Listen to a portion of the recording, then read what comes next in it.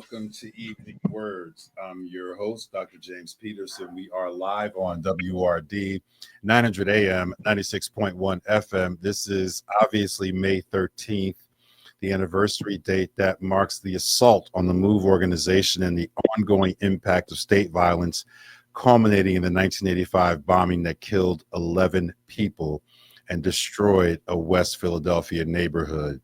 It will always serve as a cultural, political, and spiritual moment of mourning and resistance. Evening Words is honoring the 40th anniversary of this MOVE incident with the entire show dedicated to this programming today.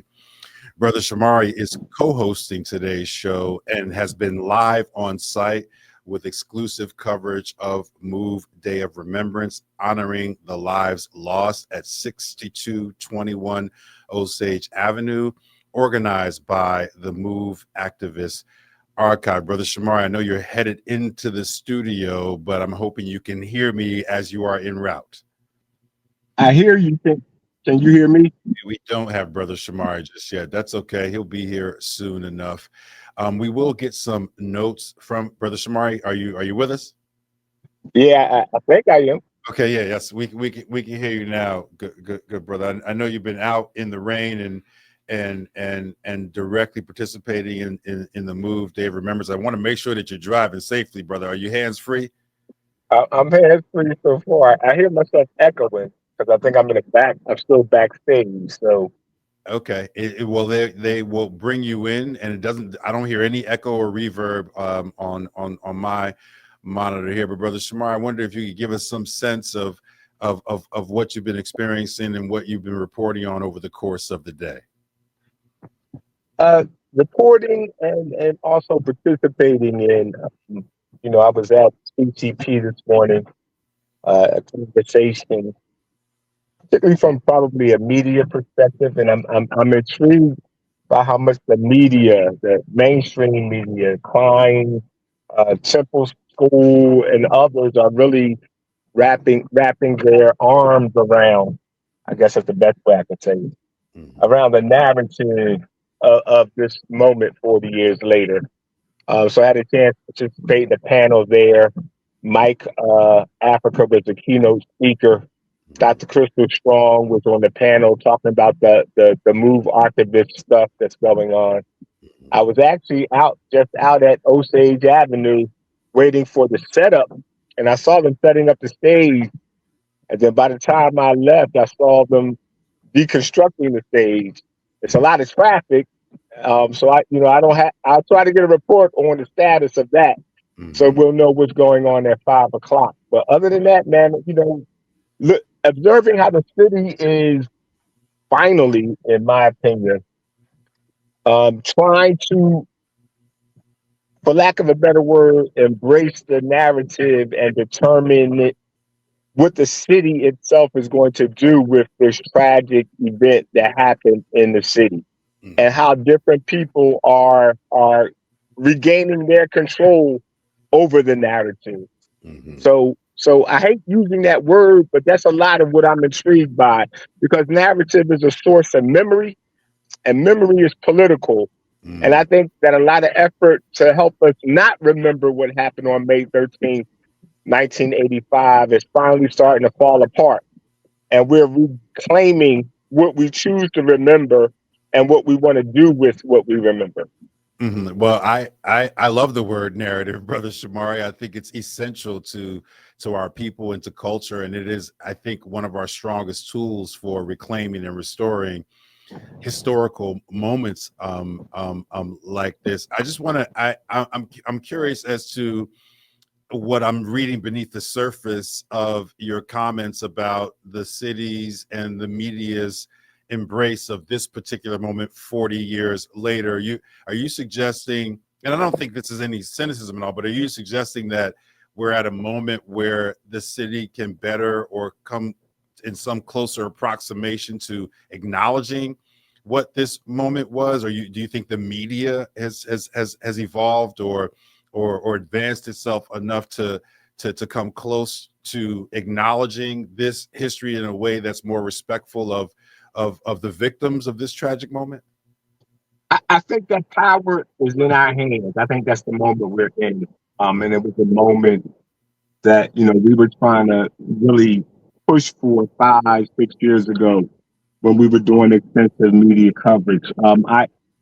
I shared this, and you might even be able to help me with. So I read a book a while ago, and it Mm-hmm. was either Toni Morrison's compilation of what happened during the Anita Hill Clarence Thomas trial, Mm-hmm. or it was a compilation of essays about the Rodney King beating and verdict.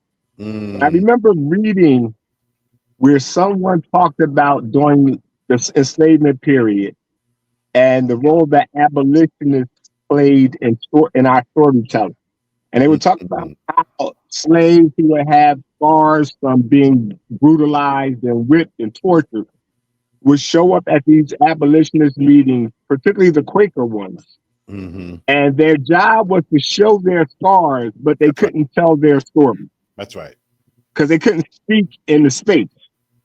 So the white abolitionist, the white Quaker, would tell the story, but the person who was brutalized had no voice. They would just show their back. They would just show They the would just show scars. their back. Yes, sir. Mm-hmm. And my charge right now, and so there is some cynicism in what I'm saying, is Mm-hmm. that we're in a battle for that voice. And what I would hope we don't let happen, even if they're well intentioned and liberal and progressive and abolitionist, that this idea that they get to control the narrative of the brutalization that was born by black bodies. Mm. Like, I'm seeing what looks like a trend headed that way if we don't leverage and exert our voice and our control over this authorship. Mm. Mm. So the book you might be talking about is called Racing Justice, Engendering Power, Essays on Mm. Anita Hill, Clarence Thomas, and the Construction of Social Reality. That was edited by the late, great Toni Morrison. I'm pretty sure you're pulling from and alluding to that. A Yes, powerful it's either in there or the other one that was done on Rodney on King. Rodney There's King. another collect. So one of those two, that story always stuck with me, Mm-hmm. and I think it exemplifies the moment we're in. Mm-hmm. Mm-hmm. Brother Shomari, I'm glad you're bringing up like Rodney King, Anita Hill. There are these moments in African American history, the bombing of the church in Alabama with the 4 little girls, Mm. the move, I think is here. There are these certain moments that are flashpoints. I don't want to call them watershed. They're flashpoints. They're moments in our history, recent history, without which we can't, as a community, move beyond without the proper commemoration, curation of the narrative, controlling or curation of the narrative. And so I'm curious as to whether or not you think MOVE has entered into that space in the annals of Black history. The From what I'm saying, definitely, Okay. and I think that it's because people like Mike Africa, Mm-hmm. Ramona, Mm-hmm. Pam, the Move family have been very intentional about holding their own space. Um, that's one of the things I clearly commend about their intentionality about understanding that they have to hold space for their family story and what happened to them. And then for me, the Black voice with Move and beyond Move also has to reclaim that space. And I Mm-hmm. think that that's where we've been most tepid. Much of our storytelling has followed a narrative that we haven't really deconstructed. And that is that May 13th is the day that the Black mayor bombed those Black people. Mm-hmm. And that's the microcosm of what happened. But it does not begin to touch the surface on why this day is significant. And I Mm. think that we've been very myopic in that narrative of that's the day that Black mayor bombed those Black people. And we're missing the big picture of what happened on that day and leading up to that day and what has happened as a result of that day.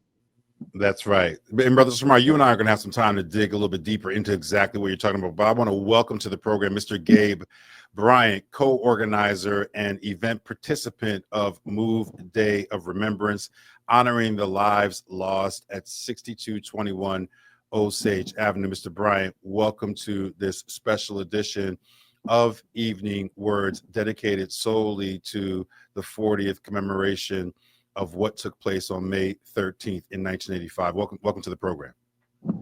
Thank you, brother, and thank you for having us on this day of remembrance. Truly a day that we can never forget and that we're continuing to heal from and seek justice for in terms of the family. Thank you. Mm-hmm. Gabe, can you take a few minutes and update some of our listeners about where we are in terms of the inclement weather conditions with respect to the Move Day of Remembrance? Brother Shomari was saying that you all were setting up a stage, but maybe you had to take it down. Give us an update for folks who want to come to the program or are trying to get to the program of what the status is in terms of just the weather.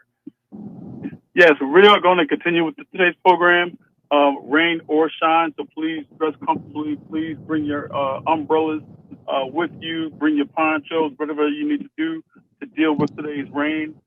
We are dealing with the weather, the inclement weather, as we all know, but we are pushing forward not only for the family, but really for our community to kind of gather on this important moment in this unique time. And Gabe, is today's, I know this is a particular historical demarcation at 40 years, but is today's event something that happens every year? Or a better question is, talk to us a little bit about the evolution of the Move Day of Remembrance.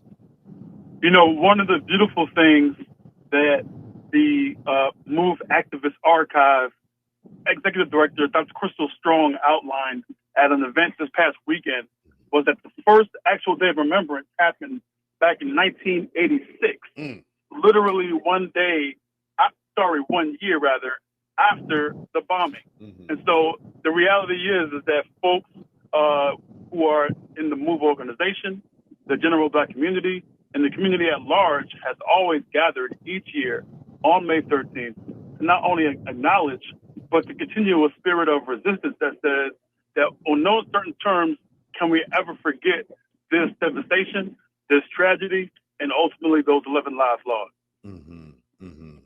And so this is really essentially the 39th anniversary of the Move Day of Remembrance. It's something that's been in the works and developing over a long period of time. And I want to kick this back to Brother Shomari in a second, because I'm sure he has follow-up questions. But Brother Gabe, talk to us a little bit about how internally you all prepared for this 40-year mark. I mean, we have seen over the course of our lives, at least the three of us here in this conversation, we've seen these different 50 years of civil rights, or 50 years of this, or 100 years of Malcolm X, where there are different ways in which, as our history extends itself, we plan and strategically commemorate these things. Give us some sense of kind of what went into it from your perspective as co-organizer of this 40th commemoration. Absolutely. And so definitely for me, I always take my cues and my vision and direction from my brother Mike Africa Jr. As the legacy director for the MOVE organization, year in and year out, he's presented a plan for us to represent not only for him, but for his family and for the Black community at large. Ultimately, you know, going forward, our vision this year was, wow, not only do we have 40 years, but it also coincides with the 100-year anniversary of the birthday of Malcolm X. And so there are some ways that we can make some connections there around resistance, around seeking justice. And ultimately what we wanted to do was make sure that we incorporated more of the family. And so the decision Gabe, you fell out for 1 minute. Can you just back? You said the decision to, and then we lost you for a second. Can you just go back to that point, please? Yes, sir. Can you hear me now? Yes, we can. Yes. So the decision, for instance, to have a living legacy icon like a Dr. Walt Palmer, who just turned 90 years of age this last 2024, you know, somebody who's been important to the MOVE legacy since 1978, 45 years ago, 46 years ago, you know, it's important to have somebody like him to provide some context, because I think oftentimes, as you mentioned earlier, you know, the history of this all sometimes get lost if we don't tell it correctly. And so we need to hear those voices. We need to hear those ideas, those insights from folks who were on the ground then, and actually, believe it or not, are on the ground now. And the reality also is, when we incorporate somebody like, the phenomenal poet of Ursula Rucker, somebody who's been around for, as we know as hip hop heads, over 30 years. That's right. But certainly just in the span of arts and culture, somebody who has used the written word as a means to express not only a resistance, but to showcase our struggle and for us to gather to create hope and healing. Somebody like Ursula Rucker is critical because she allows folks to kind of come together and think differently, utilizing a spirit module, right, of the written word. And then lastly, when it comes to somebody like a Rhonda Rise, who's been really a vocalist here in the city of Philadelphia for many, many years, the power of song, right, the power of, Sweet Honey and the Rock energy, the power of those individuals who are able to not only personalize the story by a speech or, a essay, but somebody who could use the very voice of ours to also showcase that spirit of love. And so that's the goal for this 40th year. And we hope that people will still continue to come on out. And even if they can't come out, please listen to WURD. Gabe, the comments are already starting to flow in from Facebook. Billy Smith says, I remember that day and I will always will remember it. Joseph says, I'm listening to from Santorini, Greece. Good evening, everyone. Long live the MOVE ancestors and the living. Shame on us for allowing W. Wilson Good to have a street named for him. Our innocent babies died that day. Malcolm, again, on Facebook says, yes, a solemn day of remembrance. Gabe, talk a little bit about how the community has been responding, has been responsive to commemorating this particular day. Sure. I think that the community's been responding actually quite well. First of all, we want to give a shout out to Councilmember Jimmy Gauthier, who helped actually, along with Michael Africa Jr., last Thursday in City Council chambers to make May 13th officially, MOVE Day of Remembrance. And, doing that in the public sphere, was phenomenal. And it showcases, more importantly, the fact that the community members and even some of our elected officials understand how important this day is for us to try to grasp, what went wrong on that day and what can we do better going forward. Secondly, I think it's important to note that whenever it comes to tragedies like this, oftentimes we say, 4 little girls, we'll say 2 little boys, but we won't give the names, brother. And so it's important for us in this moment to just, if you don't mind me just sharing real quick, please, that today is about Delisha Africa. Today is about Tree Africa. Today is about Netta Africa. Today is about Little Phil Africa. Today is about Tommaso Africa. Today is about Raymond Africa. Today is about Conrad Africa. Today is about Frank Africa. Today is about Teresa Africa. Today is about Rhonda Africa. And indeed, today is about John Africa. Those are the 11 men, women, and children, the 11 people, including 5 children, who died on this day. Please note the names, because it's important for us to know those names that were taken from us. They're not just numbers.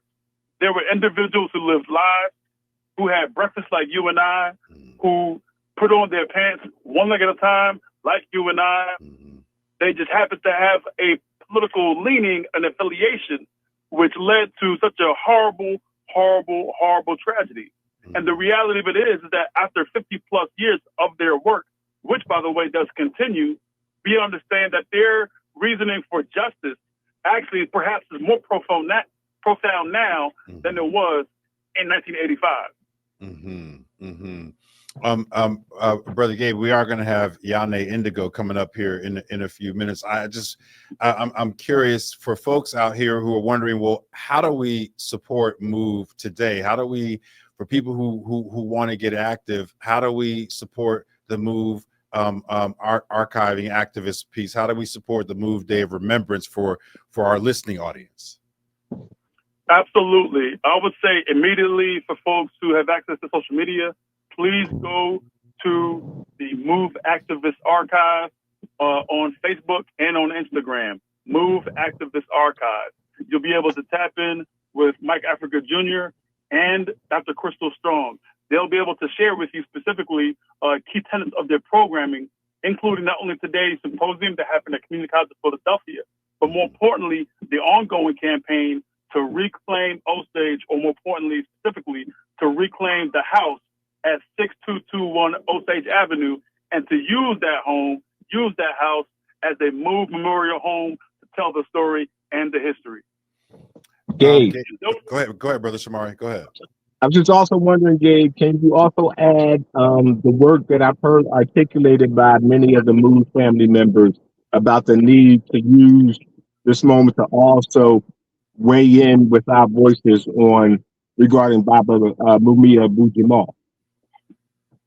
Oh, yes, sir. Yes, sir. One of the things that the MOVE family has always said, and they continue to say, whether it be a Janet or a Janine or a Eddie or Ramona, they say, look, many folks thought that when they were all arrested as the MOVE 9 back on August 8th, 1978, that they would never come out of prison.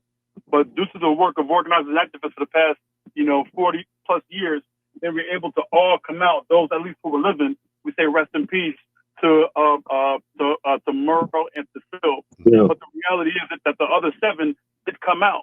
And what they've said repeatedly is that not only are they glad and honored that they're out, but the job is not done yet. And for them, the MOVE family, the job won't be done until Mumia Abu-Jamal is released as well. And so somebody like Mumia Abu-Jamal, who's now 71 years of age, who's now been in prison now for going on 43, going on 44 years, it is due time for him as well to come home. Go ahead, Brother Shomari. No, I was just saying that there are a lot of campaigns in the city. And so to answer your question, James, to add, about supporting the MOVE archive, about 6221 reclamation, that working towards the release of Mumia Abu-Jamal is just as important and part of that same effort.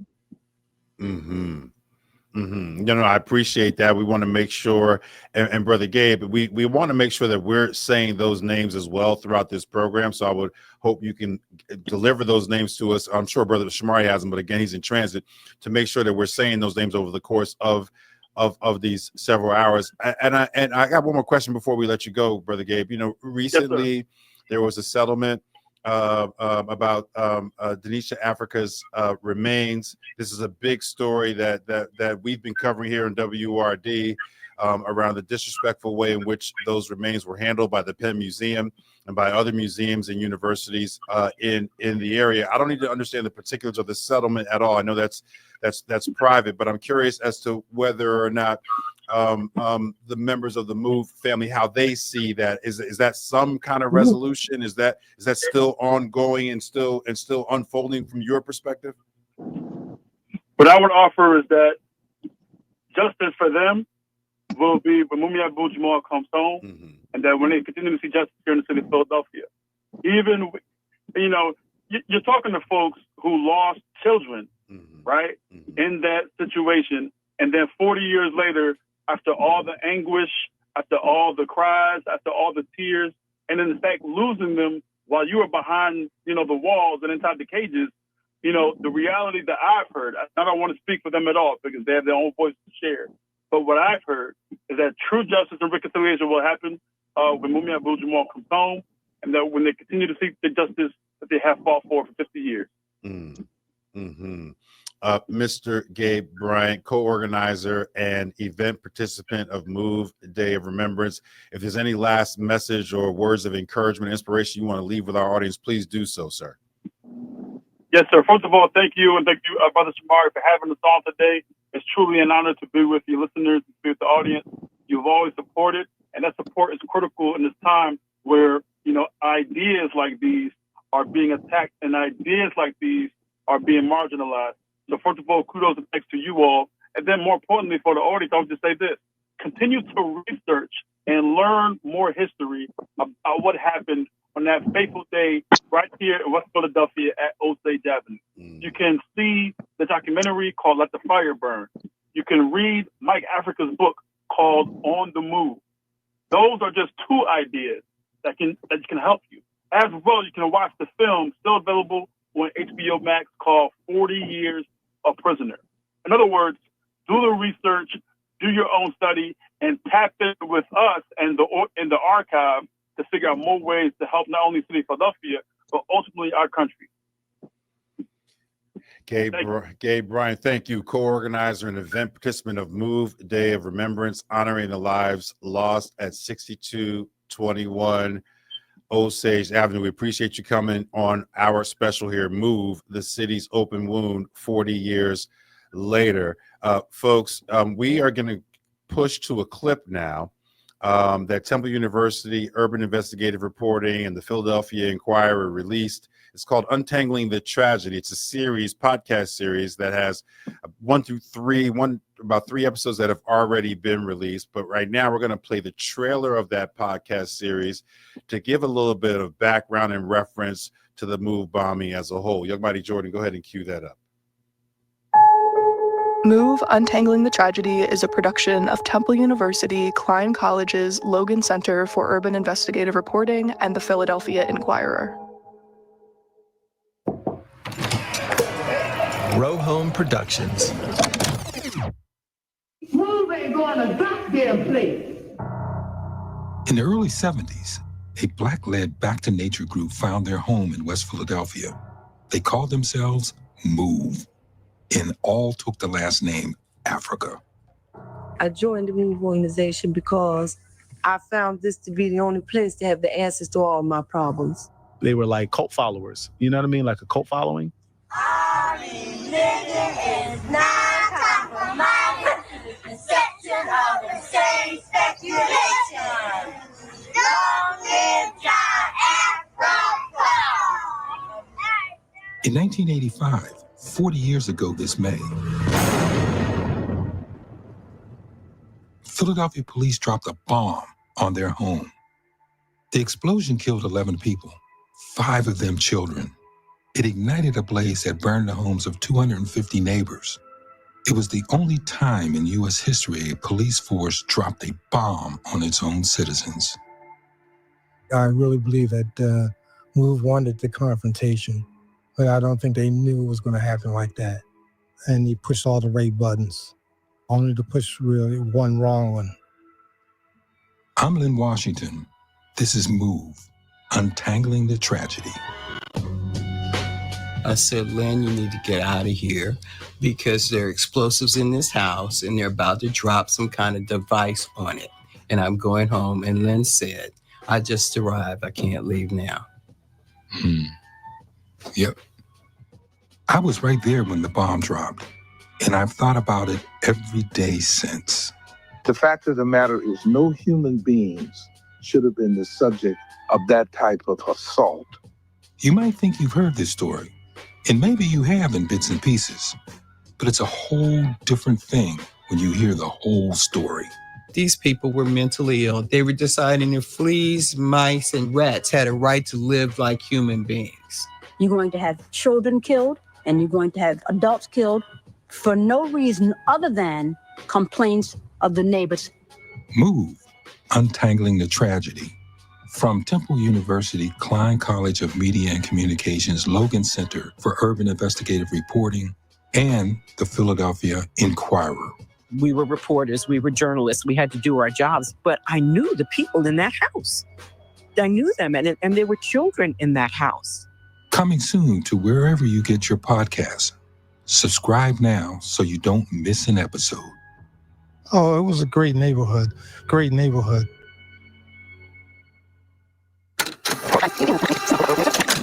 Row Home Productions. That clip is a production of Temple University's Klein College of Media and Communications, Logan Center for Urban Investigative Reporting, and the Philadelphia Inquirer. Sound design, mixing, and mastering by Row Home Productions.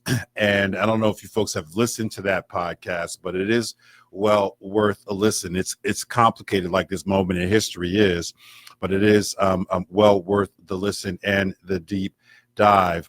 Folks, this is a special edition of WURD, Move, the city's open wound 40 years later. I want to welcome to the program our next guest, Dr. Walter D. Palmer of the W.D. Palmer Foundation. Dr. Palmer, welcome to this special edition of Evening Words, honoring and commemorating MOVE at 40 years. Dr. Palmer, can you hear me? I can. Welcome to the program, good sir. It's an honor to talk to you. Thank you so much for joining us. Thank you so much for having me. I was wondering if you could start off by just kind of giving us the long view, right? As one of our more seasoned voices and activists and philanthropists in this community, talk to us a little bit about the significance of this day where we're thinking of the MOVE family and thinking about this incident 40 years on. Well, I think what happens is, and you're actually right, it has to be put in some sort of perspective, particularly historical perspective. I met John Africa through Bob Africa back sometime in the 60s, between the mid 60s and 70s, and used to go down on Pearl Street and we'd sit in the yard and talk about their philosophy.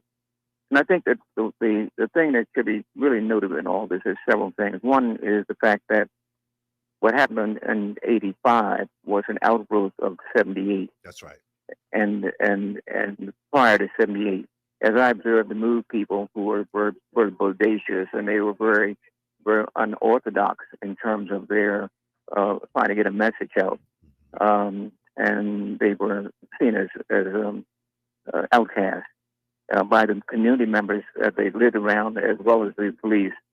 And the police engagement got increasingly more hostile as MOVE people started to try to put their stake in civil liberties, because that's how I saw MOVE as a group that was really testing the whole notion of civil liberties.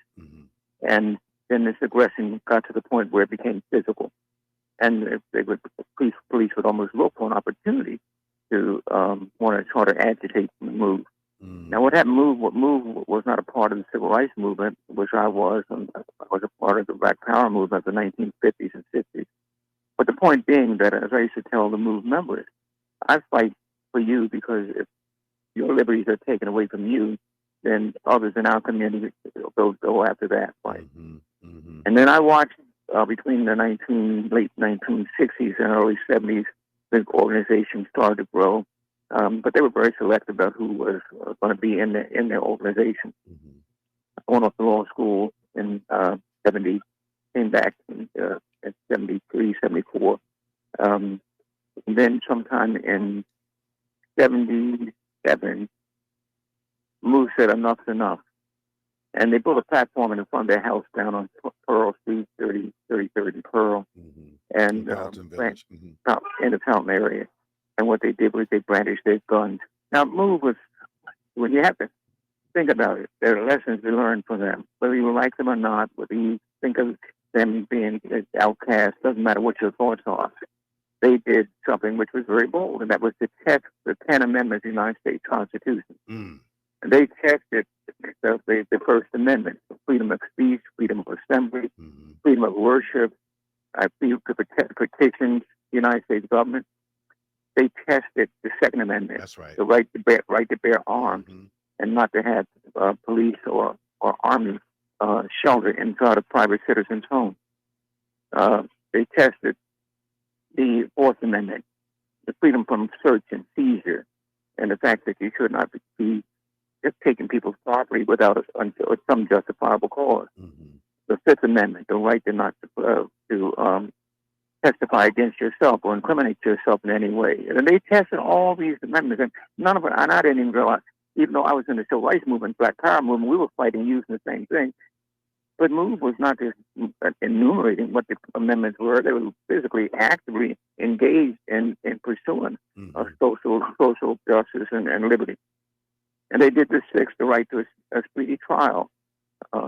They ate the right to not be exposed to excessive harm and injury and undue hurt to the individual. And then the 10th Amendment, which was very important, everybody should know about it. The fact is that any rights that are not enumerated in the Constitution given to the federal government or to the state government belongs to the people. So number 10 is very important. And so they were pushing and educating people to understand these amendments. And as I did more with them, in fact, in 1977, once they started pursuing the right to protect themselves, the right to bear arms, I spent every day and night with them, going back and forth to their compound. When they try to put a blockade on them and not allow them to get food, I helped. We broke the blockade and put food into them. When they were trying to isolate people and they barricaded off Pearl Street, we were able to put together a citywide human rights commission made up of civil rights activists that I hadn't known for many years, and we put hundreds of people together to make sure that there was a watch, a 24-hour watch during the entire year. I worked with Oscar Gaskins, whose law firm I was involved with, and we tried hard to get negotiating between the court and the administration, the Rizzo administration, to take down the barricades, loosen up some of these pressures. Then what happened? It got to the point where it was escalating, and I had to work with the administration to help release 5 MOVE members which had been arrested in the state prison, in exchange for them being able to MOVE would submit to letting them see a search to see there was no bombs or anything inside the house. And for the first time ever that I know of a government being able to reach out and negotiate with an adversary and release prisoners from the state was when that happened in 1978. We had a successful, what we thought was conclusion to this confrontation, where the police would drum down the heavy armament all through the streets, etc., and let the neighbors in that community have their freedoms. But it's always about freedom. And people ask, well, what's your concept of freedom? My concept of freedom is that you have to be conscious of having the right to make a choice. So when you make choices, that's your freedom. But it's only if you know what the consequence of the choice is before you make it. And so, Dr. Palmer, I hate to interrupt. I just want a quick question, because I don't know, not enough people know that you served as like a negotiator. You were a liaison between MOVE and the city, really at critical points. I mean, you talk about breaking the blockade to prevent them from starving MOVE members and the MOVE family out. But can you talk? We'll take a break here in a couple of minutes, but can you talk a little bit more about how did you? I mean, from your perspective, when you look back in history, obviously it's MOVE families, it's the city itself, it's police, it's the neighbors in that neighborhood. How help us understand what it was like trying to be the liaison and do some negotiating in what ended up being a fever pitch of a moment in this city's history. There's no question about it, and it was tough. It wasn't easy. MOVE was adamant about what it wanted. It was not compromised in terms of what it wanted. Julian Albert, who was the city solicitor for the city of Philadelphia, he didn't know what he wanted. He wanted MOVE out of there, and he wouldn't relent on that. And we had the business community. I tried to galvanize the business community. I got Reverend Leon Sullivan to put together all the high-powered business people to support what my efforts were to try to get this thing resolved. And there were policemen who would say to me, "Boy, please try to get it resolved." They didn't want a kind of confrontation. They didn't want to escalate any further than it had, right? And so I had many sleepless nights. And then in 78, August of 1978, and the 90-day agreement we had expired. MOVE had dug in, and the city had dug in, and I got a call from Louise, Africa, begging me 4 o'clock in the morning to go down there because they thought that the police were coming in with tanks. And initially I was not going to do it. And then I thought more about it. I went down there early in the morning. And I tried to get the police. I was the only civilian there around behind the barricade. And I told the commissioner of police that I would like to go in and talk with them, right, and and he wouldn't do it at first. He said, "I want you to take this bullhorn and tell him to surrender." I said, "You must have bumped your head on the bedpost. I'm not asking him to surrender. What's wrong with you?" Okay. And then after time, because they had they weren't making no headway. They had torn down one of the buildings and forced move into the basement of one of the other buildings. So then what happened is he called me back and said, "Go in there and see if you can talk to them." So I went in on 3 occasions to see if I could at least get the children out or get the women out, right, to no avail. And then what you might want to realize is that they got accused of shooting Sergeant Rand. When I came out of that house in the third time, I stood right in front of the house. They were in the basement. And I saw Sergeant Rand. He was on the side of the building on Pearl Street near the lamppost. When I finally heard a shot, I was right in the middle of a live fire. I dropped to the ground, and I was nailed down with crossfire. Sergeant Rand got shot by friendly fire.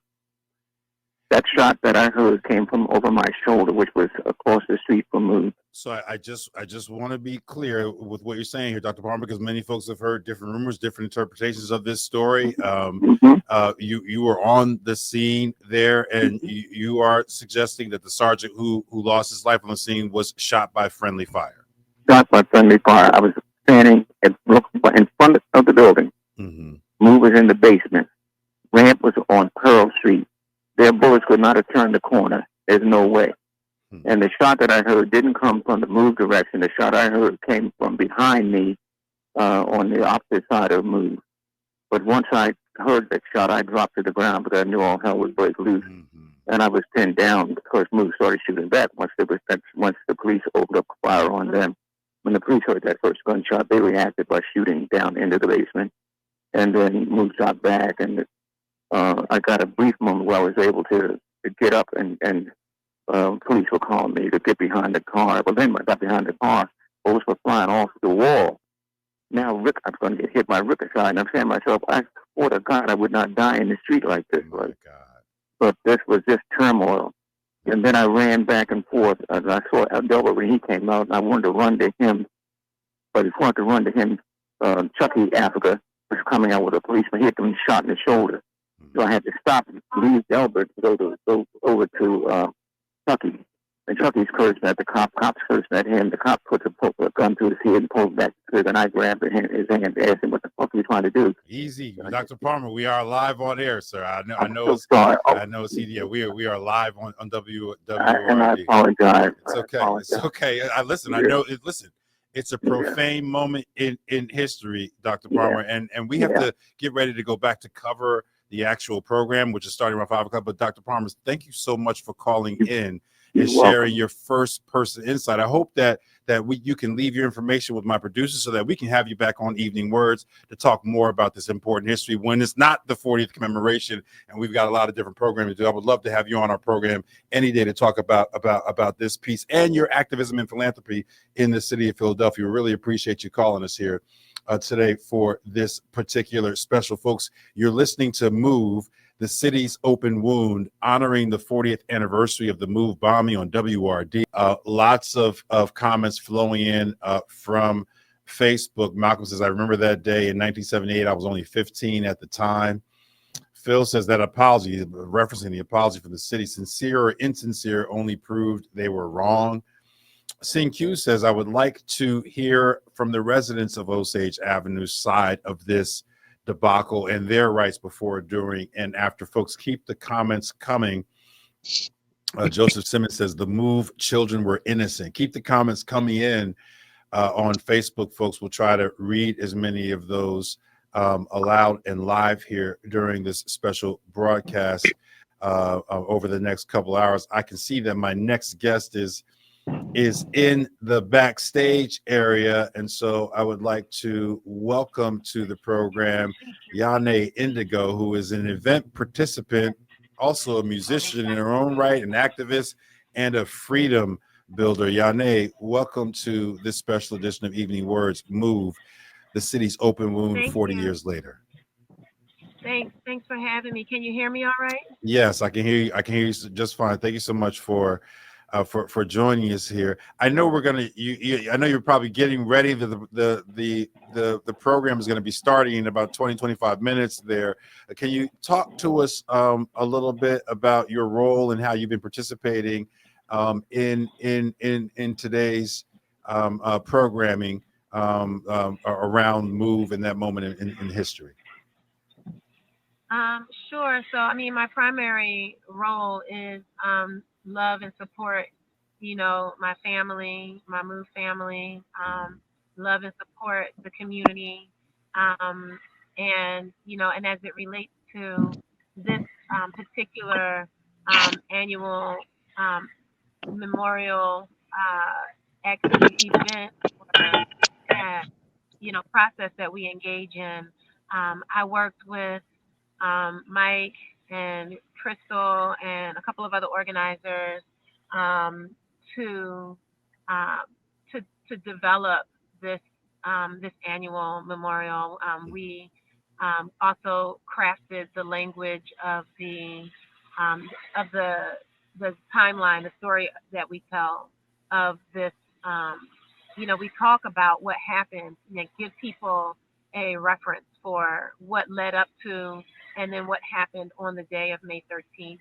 And there's just like some educational information that happens there in our telling of the event of May 13th. And so I worked with the development of that and just worked to, we read that together. And I'm a part of that. I help read the retelling and just organizing the activities that happen. So, for example, there will be some musicians there that'll be playing, and I arranged for them to be there and things like that. So we just work together in order to do our best to honor this moment and to hold that memory in as deferential a way as we can. Also, holding the reality of the people who are closest to that incident, closest to that tragedy, that the massacre that happened. There's that struggle to trying to be kind of between, like, telling the harsh truth, but also holding the language that also cares for the people who are closest to that, and not re-traumatizing in any way, that in whatever ways we can, even though every year it's a re-traumatizing, every day, it is. So, there's that balance that I think is one of the more important parts of what I think my role is.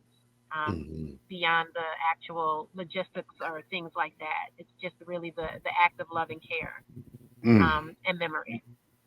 Thank you for that, Yane. I briefly saw my co-host, Brother Shomari. I don't know if you're there, Brother Shomari, but I would love to throw to you for a question. But Yane, can you talk to our listeners a little bit about the role that music and art have to play? I use the word deference, and I think that's a really important watchword for all of us who are trying to cover this and trying to talk about it and do so in a respectful and in a sensible and sensitive way. It's such a painful moment in this family's history, in this organization's history, in this city's history. But talk a little bit about the role that music and art can play in these kinds of commemorations and in trying to capture the kind of deference and respect that's necessary, even to talk about or retell these kinds of experiences. Yeah, well, so one pertinent example is the work that Bryce did. Bryce is a visual artist, and he worked with Mike, who told him about each of the people who were in the house on May 13th in 1985, and just gave them information about them. And Bryce used that information as well as pictures to do representations of each of them, so that there's actually like a visual representation through that art of each of the people. And I think that's really important because there's always this telling of May 13th, and there's like a refrain of there were 13 people in the house and 11 of them were murdered. And and 5 of them were children.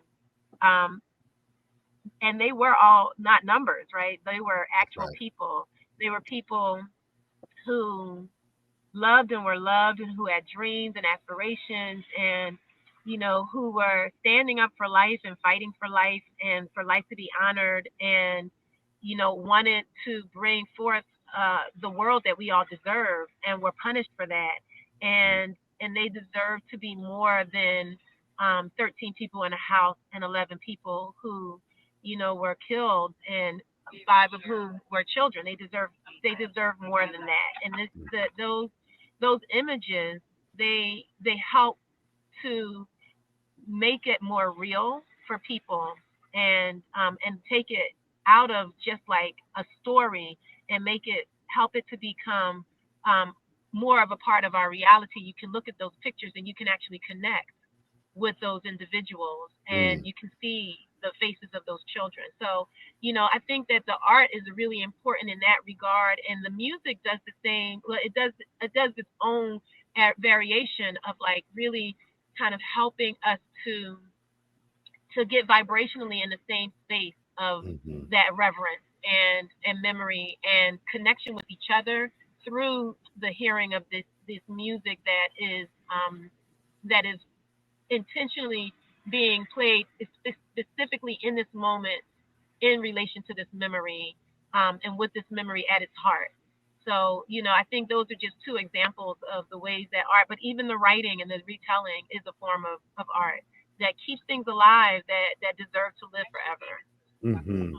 I mean, it is undeniably a part of Philadelphia history, Black history, American history. I mean, kudos to everyone who is putting in the work to make sure that it remains a part of that history, particularly in a moment where they're trying in different ways to erase our history. Yanni, I this is kind of an unfair question, but I'm just curious because I know that there are people listening to our program and they have young people in their lives, right? They have children, they have grandchildren who may not have been around in 1985, may not really understand it. Do you have any insight on how some of the elders in our community can pass this history on to younger people who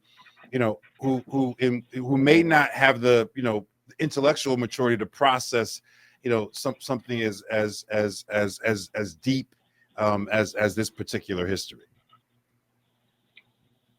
Well, when you say the young people, do you mean like very young people? Because I think that,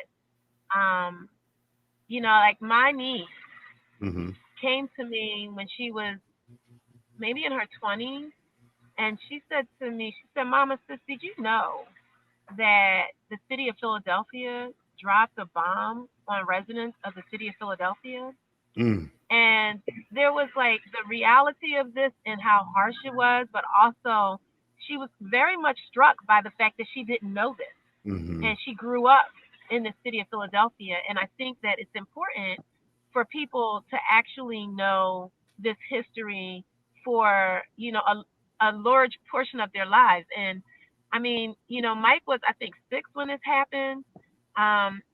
People witness this at every age. And so I think that there's, and for people in our community, it's like how we have to tell young people in our community that ways to engage if you're dealing with police and like all of these different ways that we have to, like, in our culture, communicate the reality of how dangerous it is to be us and it hasn't changed, right? To be us in this current social structure. We have to find ways to tell what our histories are that make that understood.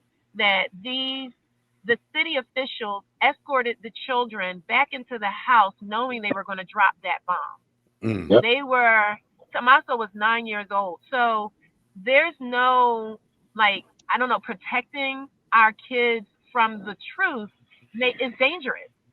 It's not safe for them to be protected from the truth. So I think, we can communicate that on May 13th, there was, maybe the most high level part of, there was a family in our community that was standing up for life, that were advocating for all life to be respected and protected. And it was at a time when people's unwillingness to allow for Black people to stand up for anything was at a really major high. And so they were attacked. And, and the result of that attack was that the city dropped a bomb and killed most of the people that were in the house. Like there I don't know if there's an easy or like not traumatizing way to say that, but it's a history that people have to know. Just like we have to know that we were enslaved, we just have to be honest and tell our people and our young people what happened so that they're prepared for what the world is, and they understand also the work that we are doing and that they need to be a part of in transforming that world into what it should be. Brother Shomari, if you can hear me, you wanna pop in here, good brother? Yeah, I don't know if you can hear me. Let me know. Yep, we can hear you. We can hear you. Yeah, one of the things I want to ask Yane, and I wanted to ask Gabe as well, was good to hear Dr. Palmer, into his 90s, kind of on the scene and can give a very detailed analysis of what happened then.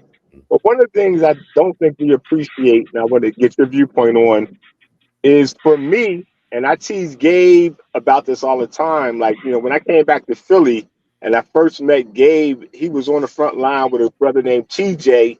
And they were probably in their 20s, maybe early 30s, then really keeping the story and the movement around MOVE and police, political prisoners and stuff alive. Like, can you talk a little bit about the fact that in this way, not young people at the age you're talking about, but young people in their now probably 40s, early 50s at the most, late 30s, the energy that they have expended to keep this story alive, such that now we're at a moment where the city is trying to figure out, 40 years later, what do we do? Where everybody's talking about this. Like, this is going to be on every news outlet around today.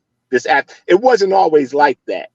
And can you talk about, the work that you all in that age group put in to keep this alive? Because we always minimize our young people's efforts in these moments. Yeah, I think that, so much kudos to Mama Pam, who has been an ongoing soldier for that fight. And there's so many like we have individuals who have been released, right? Released from that were political prisoners who have been released, and they were able to be released because there were committees of people who fought for years to make that release happen. And so there's that, right? There's also the work that they've done themselves, right? The people who have been who were incarcerated, the people who were imprisoned, who did that work to keep keep themselves alive and to get themselves free. And then there's the work of people who hold memory. So there's at CCP right now, and this may have been discussed. There's an exhibit that was put up by the MOVE Archive, and I got to check the exhibit out, and a lot of the material that is in that exhibit are a material that was put together by individuals who were incarcerated. So there's all of this material from Mike Africa Sr., newspaper articles and things that he held that holds memory, where people can try to say something that's not true, but we have records, right? We have the memory. And, and then there were the siblings of John Africa who kept meticulous notes and materials and information in order to hold those memories. There's the work that members of MOVE who survived did. There's the work that Ramona did to travel around and tell the story that spoke the truth and made sure that people knew what was happening. So there's so much work that was done.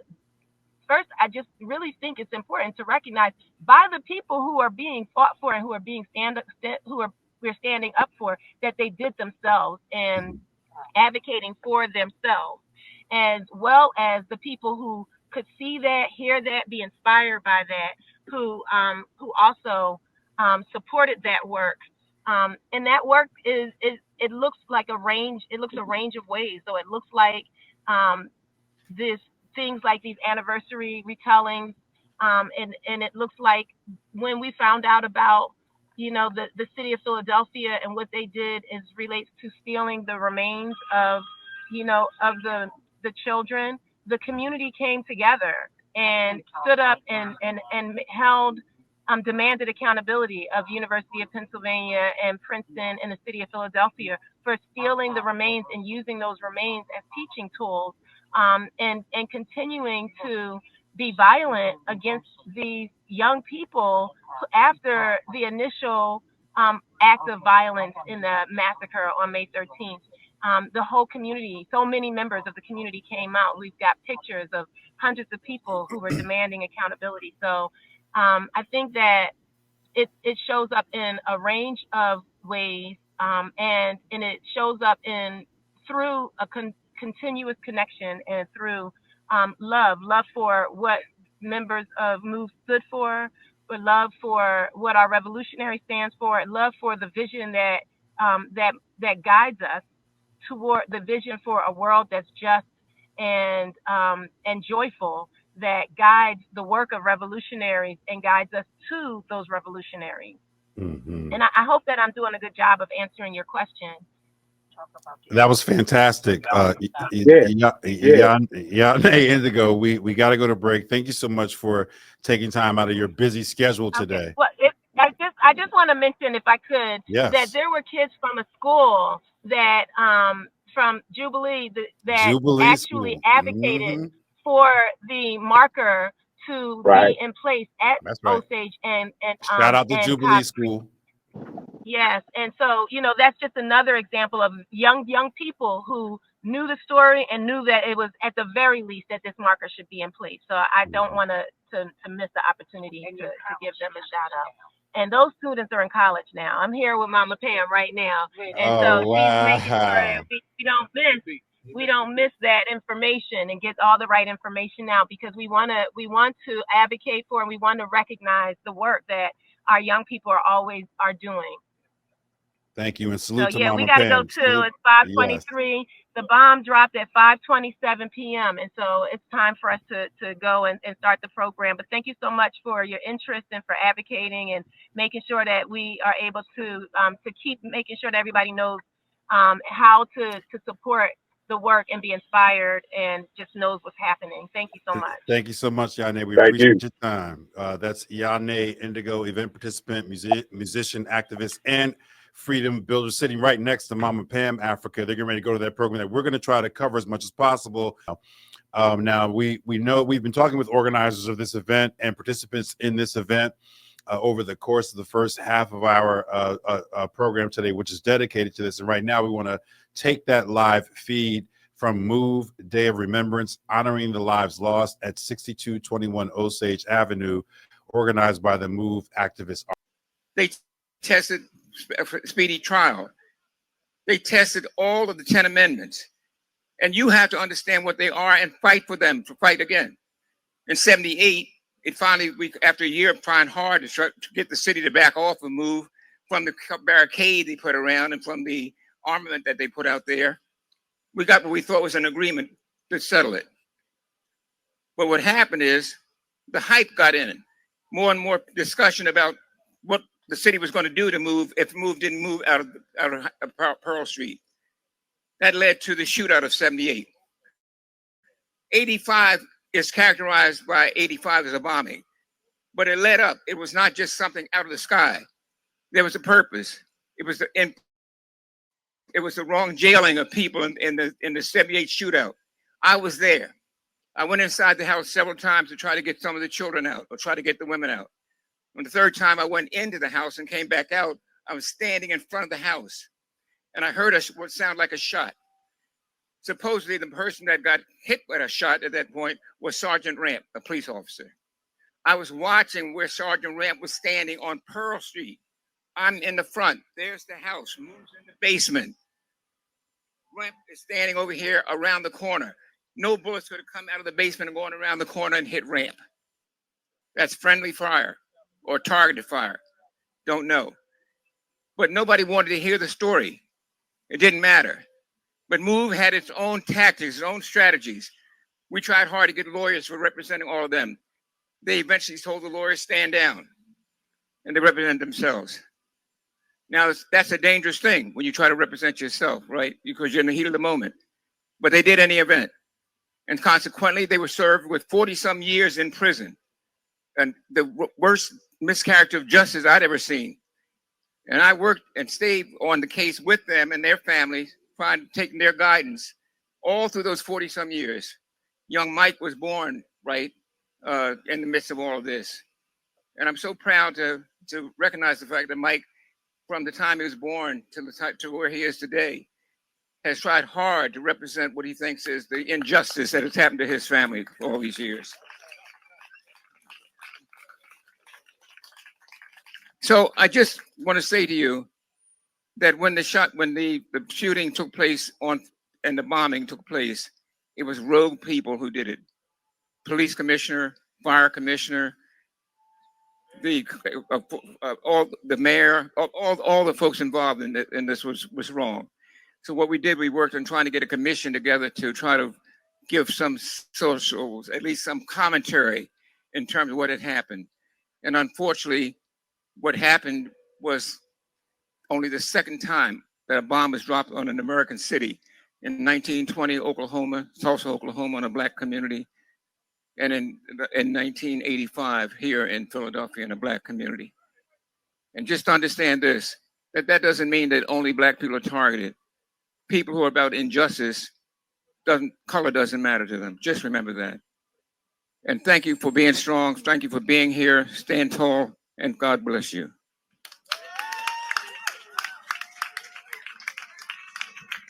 Now watch me try to navigate these stairs. Take your time, Doc. Take your time.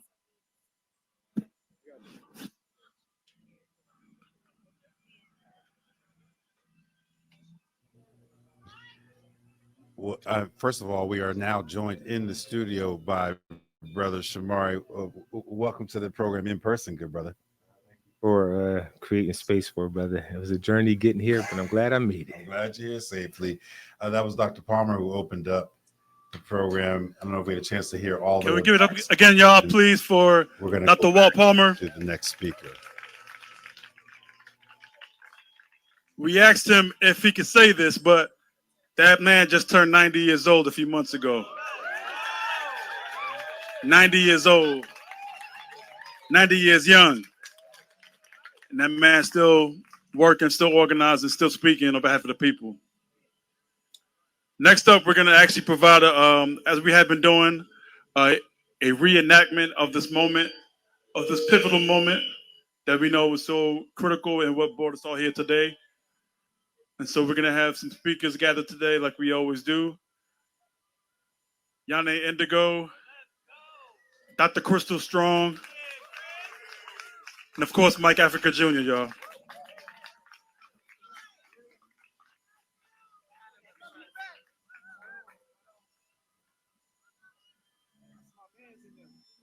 We only have one mic? We can get some more. Okay, some more. Yeah, there you go.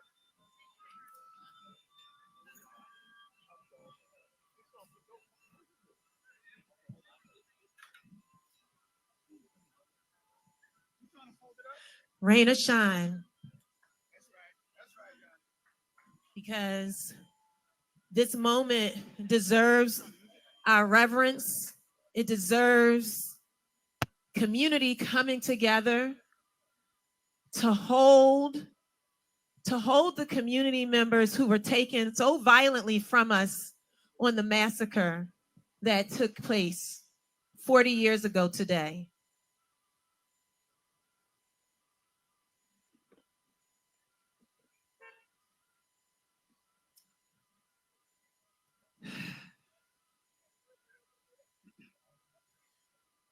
I just think, like, let's just take a moment.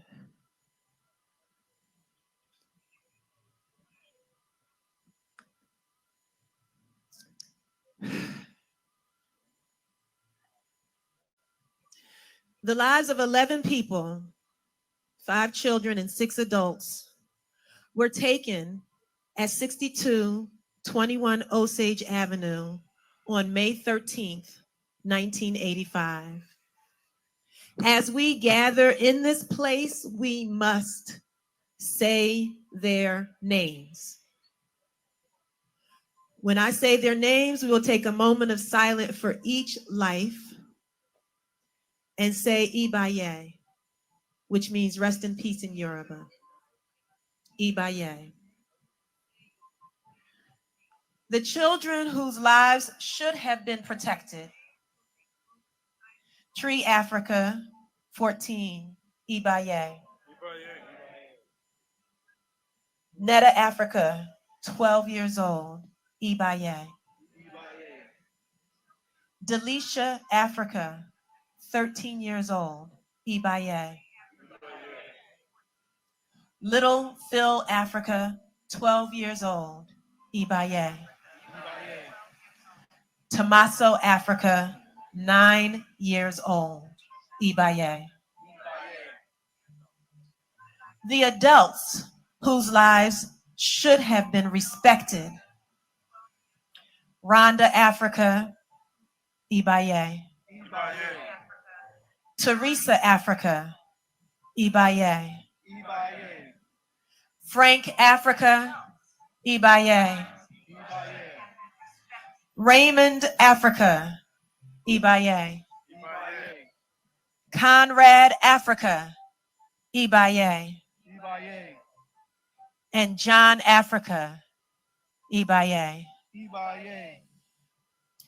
The two survivors of this horrific act of state terrorism. A child move member, Birdie Africa, escaped with third-degree burns, but also lost his mother, Rhonda, in the fire. He transitioned in 2013. Birdie Africa, Ibaye. And our sister and continued freedom fighter, Ramona Africa, who was incarcerated for 7 years after the bombing on charges of conspiracy to commit riot and arson. The only person in this whole incident who spent time in prison. Ramona Africa, Ibaye. Ramona continues to survive. At this time, 5:27 p.m. on May 13th, 1985, Philadelphia police, firefighters, and elected officials, including the city's first Black mayor, Wilson Good, dropped a bomb on 13 members of the MOVE organization living at 6221 Osage Avenue. The violent assault by the city of Philadelphia that escalated to the bombing of MOVE headquarters, in fact, began a whole day before, on Sunday, May 12, 1985, which was also Mother's Day. This day was the start of a 2-day-long attack on the MOVE organization. This was no mistake. Police Commissioner Gregor Sambor believed Mother's Day was the best day to launch an assault on MOVE. He anticipated that the Black residents of Osage Avenue would leave, go to church, go visit their relatives, and not return home. Sambor planned to use this day of reverence to attack MOVE in secret without anyone to bear witness. On Mother's Day, Osage Avenue residents were ordered by the police to evacuate their homes by 10 p.m. Neighbors reluctantly left their homes, angry at the disturbance and not knowing that they would not be able to return. Some neighbors tried to stay in place, but police conducted searches of the homes on the block and forcibly removed residents who tried to stand their ground. 62nd and Osage was placed under military occupation. Police spent the day setting up barricades in the area and preparing for their attack. Police helicopters flew overhead, and officers and detectives manned checkpoints around the residential area.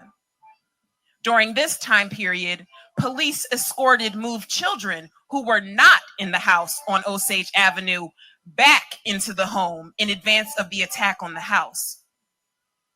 MOVE supporters from throughout the city gathered on Osage Avenue in protest.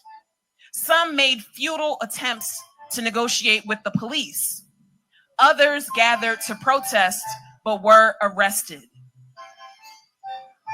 In the early morning of May 13th, 1985, around 3 a.m., utility crews cut off gas and electricity to the 6200 block of Osage Avenue.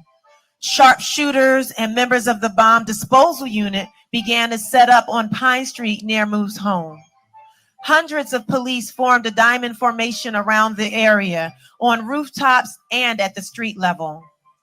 Several of the cops on site on May 13th had also been involved in the police raid of MOVE's Powelton Village home on August 8th, 1978, which led to the death of one officer and the brutal capture of several MOVE members, most notably Delbert Africa, whose beating was caught on tape. One officer who participated in Delbert's beating was also present on May 13th. At 5:35 a.m. on May 13th, Commissioner Sambor shouted over a bullhorn from his post inside another home on the block, "Attention, MOVE! This is America. You have to abide by the laws of the United States." That was his so-called warning for the family to surrender to the police. 15 minutes later, at 5:50 a.m., MOVE members refused to come out under the ring of deadly fire, saying, "We ain't got a motherfucking thing to lose, so come on down and get us." In the decade prior, dozens of MOVE members had already been beaten and shot by police, had hundreds of members jailed and incarcerated, had the city sieged their homes 7 years earlier on August 8th, 1978, had been subject to city welfare agencies removing their children and even jailing pregnant MOVE women. They believed there was nothing left to lose but their freedom. Shortly after, police began a full-scale military attack on the MOVE home, where there were 7 adults, some of them parents, 6 children, and animals inside. Police fired tear gas and smoke projectiles at 6221 Osage Avenue. The gas covered the entire neighborhood in a blanket of stifling and blinding smoke. With spectators and media unable to see, police began to blow 3-inch holes into the walls and foundation of MOVE's home in order to flood the interior with tear gas. The city used the same water that firefighters are meant to use to protect citizens as a weapon. Water cannons poured thousands of gallons of high-pressure water onto MOVE's roof, trying unsuccessfully to destroy a bunker that MOVE had erected to counter-surveil police who watched MOVE on a regular basis. 10 minutes later, around 6 a.m., police began firing bullets at the MOVE home. These first shots initiated an uneven shootout with MOVE members who tried to defend themselves, their home, and their children. MOVE was armed with non-automatic weapons, rifles, shotguns, pistols. For the next 90 minutes, between 6 and 7:30 a.m., police fired at least 10,000 rounds of ammunition into the home.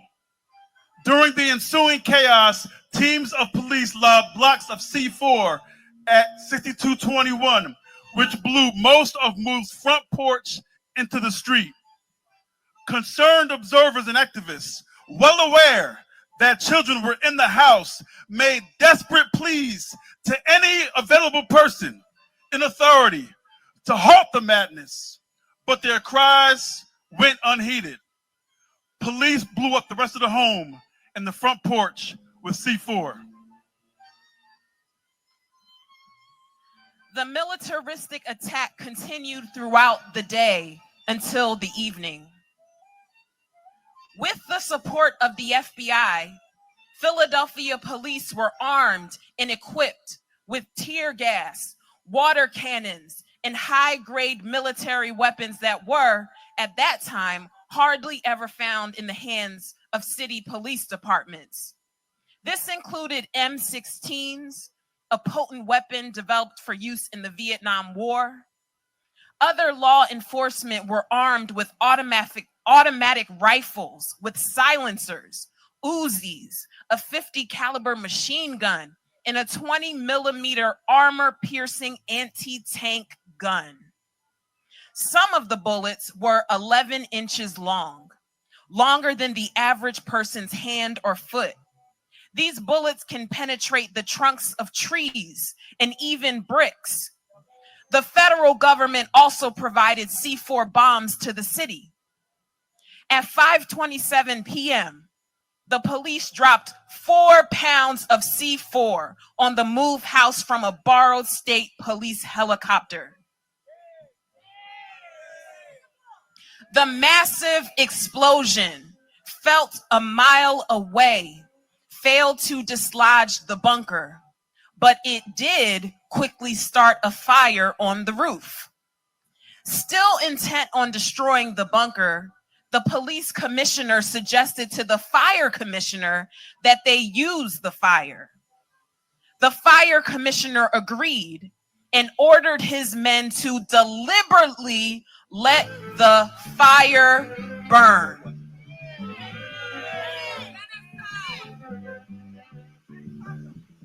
When the burning bunker fell through the roof, it drove the fire into the second floor interior and soon engulfed the porch area, where flames quickly leapfrogged to the adjacent houses, raging out of control. The fire was deliberately allowed to continue to burn. With the upper floors of the house burning intensely, MOVE members took refuge in the rear of the basement, with women and children huddling in blankets soaked in water. MOVE members repeatedly tried to escape from the back of the house, but were met with police gunfire. During their attempts, Ramona Africa and 13-year-old Birdie Africa escaped alive and were taken into custody. Several other adults and children also came out into the alley to escape the fire. Several police veterans of the 1978 confrontation were waiting for them. Various statements by policemen and even the police commissioner himself confirmed that cops had fired in the alley as the block burned. According to police logs, one officer in particular by the name of Marcus Barriana, who was one of Rizzo's cops from the assault on MOVE in Powelton Village 7 years earlier, was stationed at the back alley. He alone fired over 1,400 shots from several firearms. It was not only the bombing that killed 6 MOVE adults and 5 MOVE children on May 13th, 1985. The city of Philadelphia intentionally and deliberately eliminated the possibility of their survival. MOVE members tried over and over and over again to escape and survive, but they were shot at and pushed back into the inferno to perish. MOVE members were forced to endure brutal, unthinkable deaths, all because firefighters and police, duty-bound to serve and protect the people, were commanded to let the fire burn. For hours, the fire raged on Osage Avenue, spreading to Pine Street to the north, Addison Street to the south, and beyond. In the process, 2 city blocks and 61 homes were burned to the ground. The city of Philadelphia caused this horrific loss of beloved, precious life where there could have been survival. This disregard of life did not end there. On May 14th, police sharpshooters returned in the early morning hours without authorization to disturb the scene of the bombing and attack. The bodies of 6 adults and 5 children were recovered from the smoldering ruins after a crane had scooped through it, obliterating exact recovery positions. Medical examiner personnel left the bodies unrefrigerated, making the delayed tests to determine the cause of death inconclusive, even though bullets were found in some of the bodies. The Philadelphia Medical Examiner's Office later had their certification revoked because of this blatant disregard. In 2021, we found out that 2 forensic anthropologists, Alan Mann and Janet Monge, who consulted on this case, stole the remains of Dalisha and Tree Africa without the knowledge and consent of the Move family and experimented on them for teaching, research, and profit at the University of Pennsylvania and Princeton University. Every May 13th for 40 years, this community has demanded justice. Today marks a continued chapter called Reclaim Osage. And I'll turn it over to Mike Africa Jr.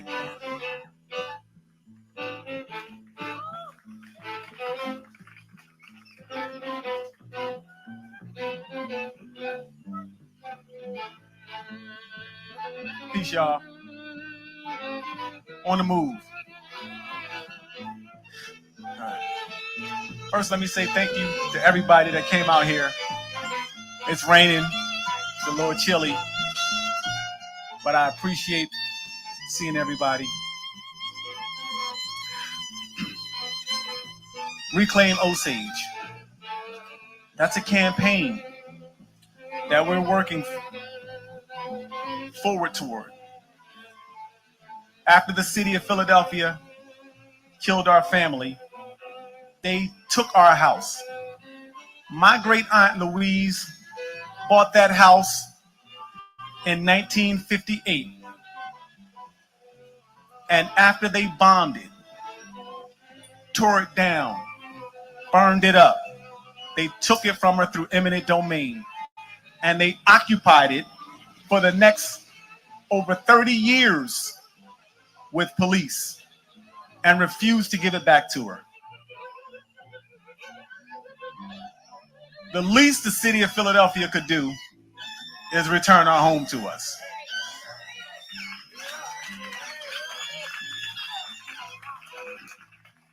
But the city of Philadelphia has done a really good job of covering up, hiding, and finding a way to elude accountability.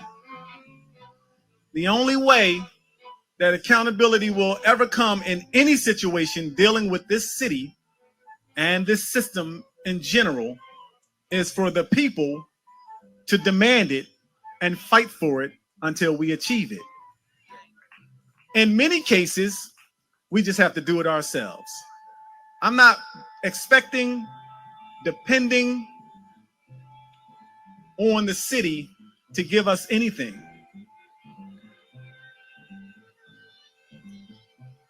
Because I'm clear that the city don't care about us. If they cared about us, they wouldn't have dropped that bomb. If they cared about us, they wouldn't have stole the remains.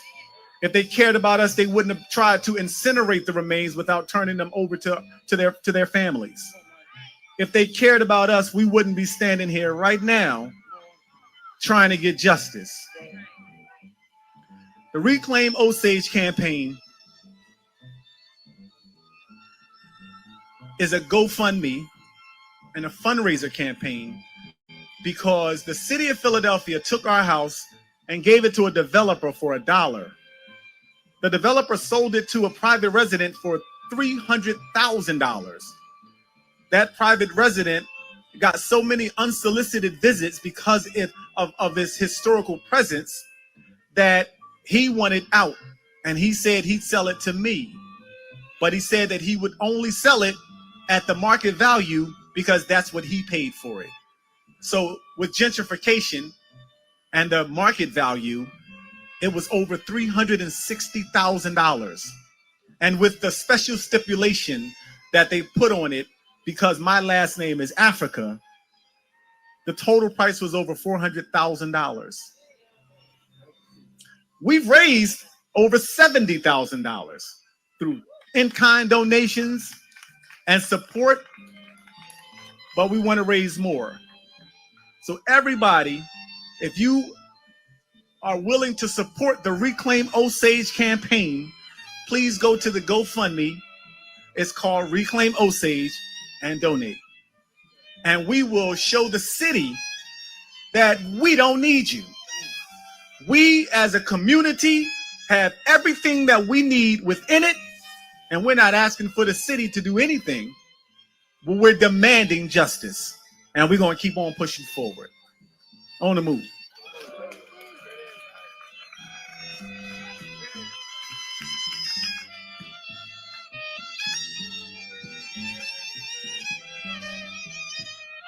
Let us say their names again.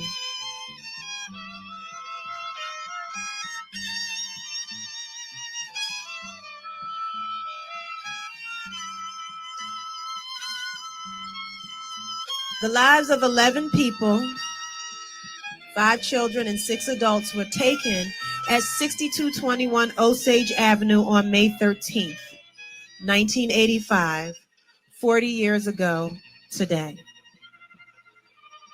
Before we leave this place, we must say their names again. This is hallowed ground. We will take a moment of silence for each life and say, Ibaye. The children whose lives should have been protected. Tree Africa, age 14, Ibaye.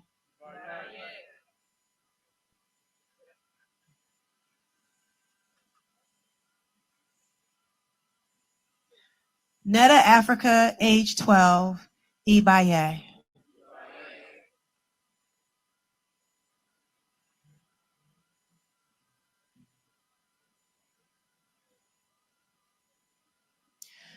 Delisha Africa, age 13, Ibaye.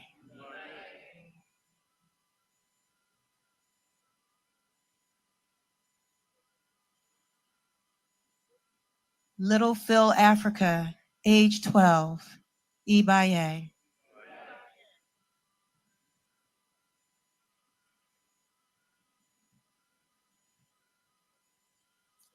And Tommaso Africa, age 9, Ibaye.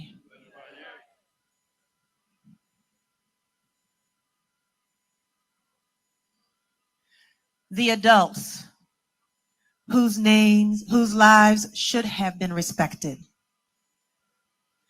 Rhonda Africa, Ibaye.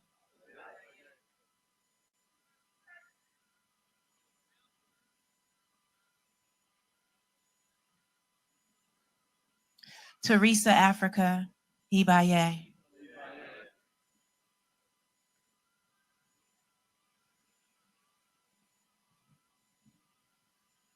Frank Africa, Ibaye.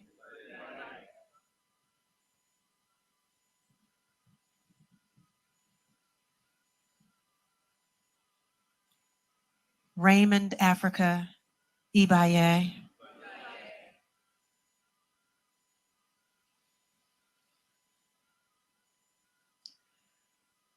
Conrad Africa, Ibaye.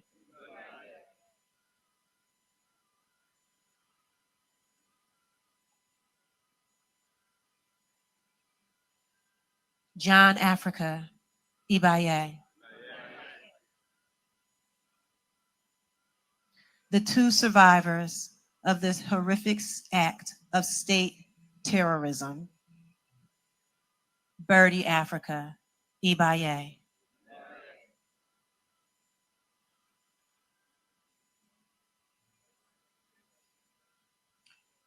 And Ramona Africa Ibaye. Ramona continues to survive. Long live Ramona. Long live Ramona Africa. Long live Ramona Africa. FM, Brother Shomari, so much to discuss. I have so many thoughts and emotions going through my mind. I'll take a comment from Facebook first and ask you to respond to it. Zen says, to me, and he's talking about the program we just listened to, he's saying, to me, it sounds worse listening to this today than when it happened. Wow. This is painful. Yeah. You know, yes, because I think the details, when you really understand the details and hear it, you just understand. You know, there's a movement, they call it Black Lives Matter. And what you begin to understand is that they don't in this culture, right? And when you really begin to understand, you don't accidentally have 10,000 rounds of ammunition on site. You know, 22, 50 caliber guns. Right. You don't accidentally have a C4 weaponized helicopter. So the intentionality, which is, let's use the legal term, the premeditation for the murder. And you got to remember, they were there. They were there to serve warrants. Some were eviction notices, warrants for technical violations of parole and other things. You know, why you need 600 plus police officers and like, I think that we've let the story become so normalized that we don't really understand how ridiculously absurd and intentional that was, and nobody ever paid a price for it. Nobody ever was held accountable in any way. No police officer, no city official, no fire person, right, ever indicted, taken to trial, nothing. Right. For the meanwhile, Ramona Africa arrested and did 7 years in the immediate aftermath. Yes. Just for surviving this. And one of the things I want to challenge, you know, and I get in trouble with this with a lot of my people, my circles and all, but I'm like, you know, I was away. I was 19. I was at Morehouse. It was during the summer. I was on my way to an internship in Boston. And I remember the four of us, because we went down together as graduates from Central who ended up at Morehouse. And I remember the four of us in the dorm room, like literally looking at this on TV. Like, is this happening? You know, like that whole summer, everywhere I went, when people heard I was from Philly, like it just became an interrogation kind of thing. Right. For which I have no answers, right? But it, you know, but the thing for me that's always struck me is that the narrative has become so simplified. And we say, you know, May 13th, 1985, that's the day that the black mayor bombed the black people. You don't like that narrative. You think that's too reductive. Very much so. I mean, the microcosm of that may be factual. I would contend that it's not. Say more, bro. Let's break it down. A little bit. I mean, I think that oftentimes when people will look for shorthand to try to refer to and process the hardest parts of our history. If you've been listening to the narrative, though, even the way people say it now has changed, because like even today when you heard this, you talk about, you hear people intentionally say the police force dropped the bomb. That's who dropped the bomb. So you're not exonerating Mayor Wilson. Not you're just saying that it's something about this that's wrong with hanging around his neck. I've said to him forever, you know, you have a lot to be accountable for. Probably on the top of the list is cowardice. You know, you tried to flex like you were running a city and an operation that you got punked that day. And you getting punked that day cost 11 people their lives. And I told him, you know, you're gonna grapple with that till you go to your grave, because you're always gonna have to ask yourself, what would have happened if I showed up? If I didn't stand down like I was ordered to stand down, what could have gone differently had I showed up and said no? Because see, I went to Howard. I was front door security in 1989 when the National Guard was threatening to storm the administration building Mm-hmm. during the takeover. Mm-hmm. I know Mayor Barry told them not on my watch. Mm-hmm. I didn't know that then, Mm-hmm. but when I see people write histories Brother now, Shomari, just to be clear, Marion Barry in the history of Black mayors is one of the most popular, one of the most people supported mayors in the history. despite all of his because people and when you and when you realize that day that they was conspiring about storming the front door of the building. By the way, that's where I was posted, and I was just some dumb student who just said, "Okay, I ain't got nothing else to do. I show up." Yes, I wasn't a part of Nia Force. I wasn't part of the plan. I just showed up because I was like, I was on my way out anyway. Right, it didn't matter. But do you think that former Mayor Wilson Good could have made that kind of intervention? I don't think he had enough people to make that kind of intervention. I think at the end of the day, as a man who flexed about his power the next day, I think you got to grapple with that. You know, if I didn't stand down and because my understanding when they retell the history again, they fire the shots in. 10,000 rounds, man. Imagine that. It's unconscionable. And then as people are trying to escape, they fire shots to keep them back in the fire. Yes. That then justifies why they dropped the bomb. Now, the bomb was on site, so it's already premeditated to use. They were going to bomb the bunker no matter what. Exactly. That's right. It was a massacre that was years in the making, by the way. At least since the late 70s. At least since 70. At least since Powelton. Yes, but I'm talking about the machinations that happened that day were locally, state, and federally planned. That's one of the things when we did the day-long conversation. It was really important for us to point out is like you're really choosing to be reductive if we only remember that day as a day. Because you can't drop a firebomb in a government works. And yes. And so my thing was, let's remember that because that can and will happen again if we don't remember. So is it safe to say that it's more accurate to say, instead of the first Black mayor dropping a bomb on a Black residential neighborhood, that state sanctioned violence on a Black residential neighborhood is more accurate, more complicated, but more accurate. And it has to be grappled. So my thing is about repairing the breach. So even when we talk about 1978, it amazes me that we don't talk about O'Neill. The police commissioner was a Black dude when that happened. Yeah, was he the first? I don't know if he was the first, second, one of the whatever, first, but he was a Black dude. He was police commissioner for 8 years under Rizzo. So if you take O'Neill, you take Good, you're talking about the Black face of American Empire. There you go. Okay, and see, and that's more complicated. And I want Empire to also be on trial that day. And when you reduce the narrative, Empire gets let off the hook. I hear you. I just people, it has become so commonplace to target former Mayor Wilson Good, and I'll be honest with you, not just commonplace. I think that's low hanging fruit. Yeah. And I think that we as Black people tend to do that. I think that's a fear. See, my thing is May 13th, 1985 traumatized Black radical, Black power, all of that kind of period. It just like when they stripped the Black see, we don't understand Philly and when the role of stripped the Black Panther. Yeah, like to humiliate them deliberately. Philly has a history. Philly's police force has a history of being at the forefront of empire maintenance. So when Rizzo says our police force is so fierce we can go and invade Cuba and win, that's the mentality not really that he's joking in the sense of the militarization of the police force. That this is like before it was like popular to militarize police forces. Yeah, and that's where we live. And I just think that this idea that's the data. And again, hear me clearly. I'm not letting Mayor Good off the hook in any way.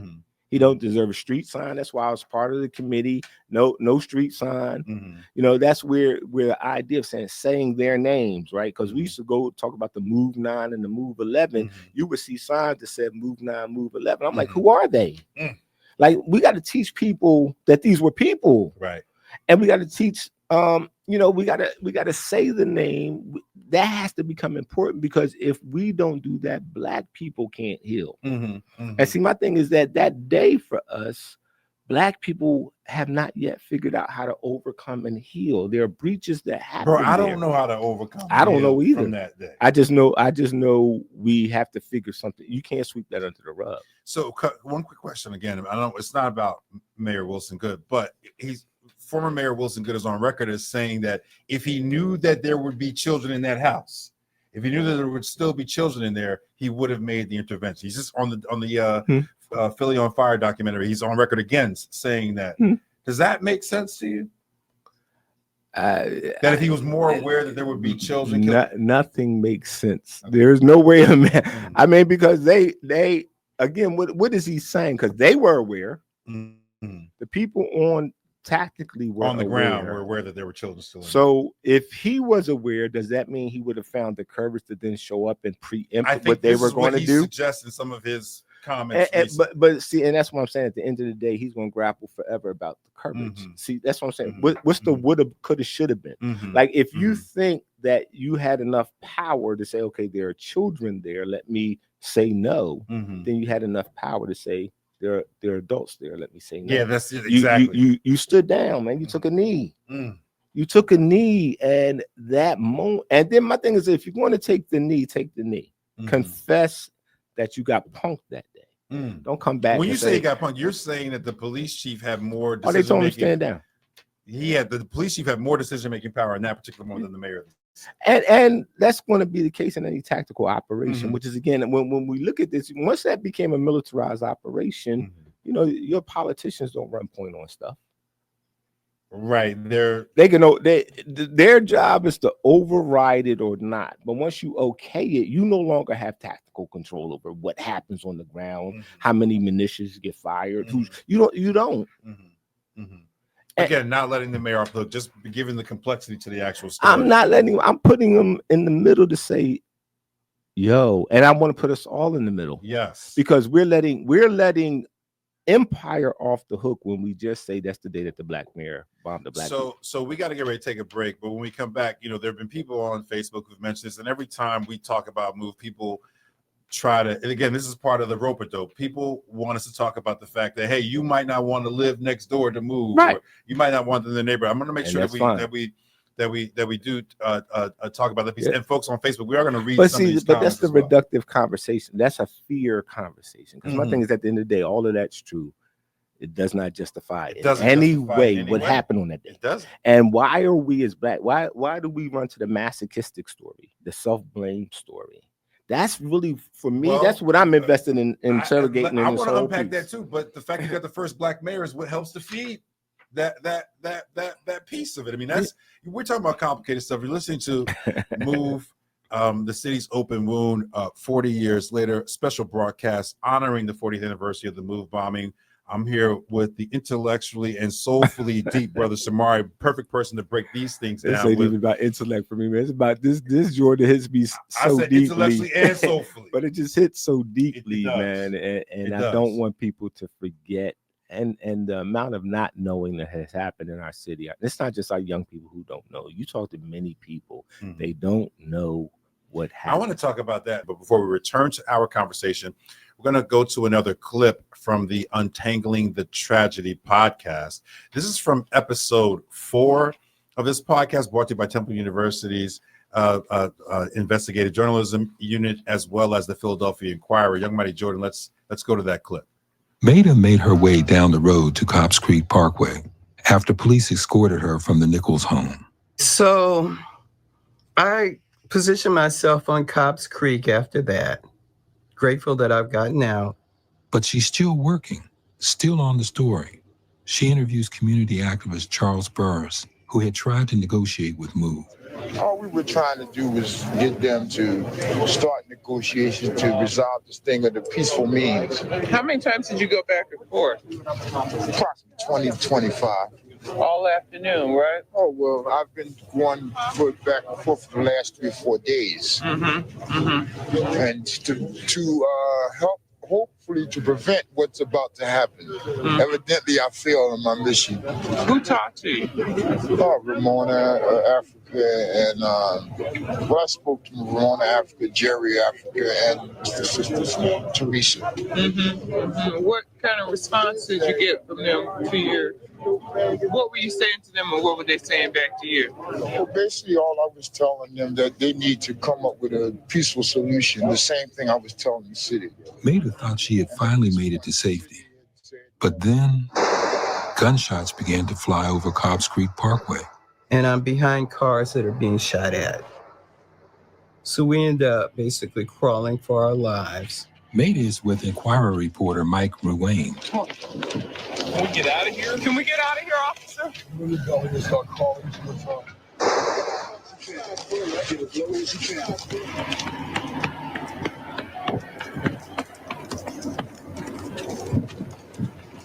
Let's go down Locust. Maida and Mike start to plead with neighbors. Hey, if we get out of here, can we come to your basement? We're newspaper reporters. You need to get off the street. If we get over there, can we come in your house?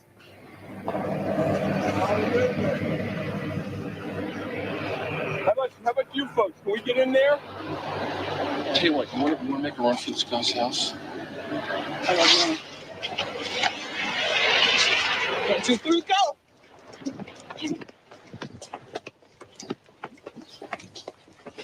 Thank you very much. Thank you very much. My name is Maida. And I work for the Inquirer. When the shooting ended, Maida made her way back to Cobbs Creek Parkway and then ran into me. I survived a shootout too. I had arrived around 5 a.m.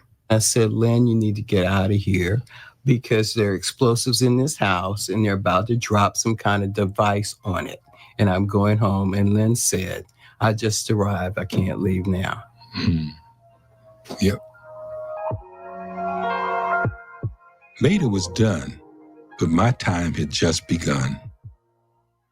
That's the voice of Lynn Washington there at the end. That's a clip from episode 4 from Untangling the Tragedy, brought to you by Temple University's Urban Investigative Reporting and the Philadelphia Inquirer. The Untangling the Tragedy series has released 4 episodes so far, and we just heard a clip from episode 4. So, folks, make sure you find out wherever you listen to your podcast and give Untangling the Tragedy series a listen. Brother Shomari, when I hear that exchange, shout out to Lynn Washington, who's one of the great journalists in our city.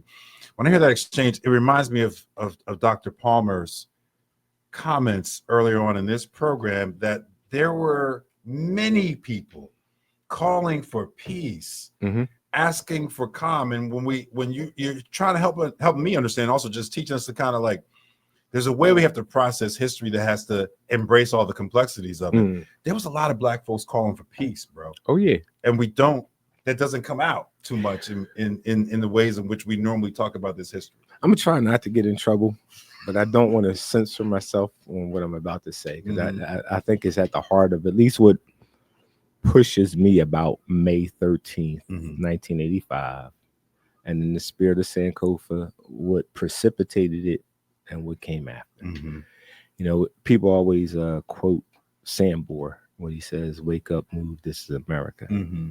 That's not what May 13th was. It was, "Wake up, niggas, this is America." And I think that if we don't understand that, whether you're the mayor of the city, whether you were the city managing director, Leo Brooks, whether you were the reporters on the site like Vernon and Lynn, whether you were the neighbors who had complaints or didn't have complaints, whether you were this Black radical, quote unquote, organization move, that day, "Wake up, niggas, this is America." That's what happened.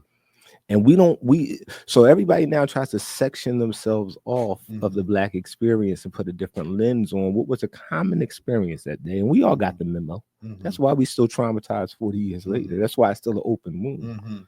Because we all got the memo that day. Oh, it don't really matter. You know, John Street famously said, "Brothers and sisters are running the city." No, you're not.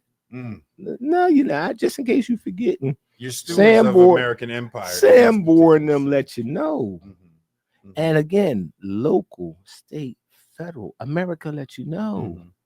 So that all that class, that bourgeois over here and the proletariat in the street, wake up. I'm gonna remind you systematically that there is, and that's why you hear Walter. All these people have different positions. Everybody's important, and on that day, nobody was. That woman you just heard was running for her life. Right. She a reporter, and she's like, "I'm Black." I'm going home. She's like, "I'm going home." She understood. It's a bomb. They give me a job. And them bullets don't have no name on it. listen to the podcast, because when you listen to where she put herself, she didn't have no white shield. Wake up, niggas. This was America that day. And if we don't get that lesson, we're going to repeat it, because it's coming again. We live in it right now.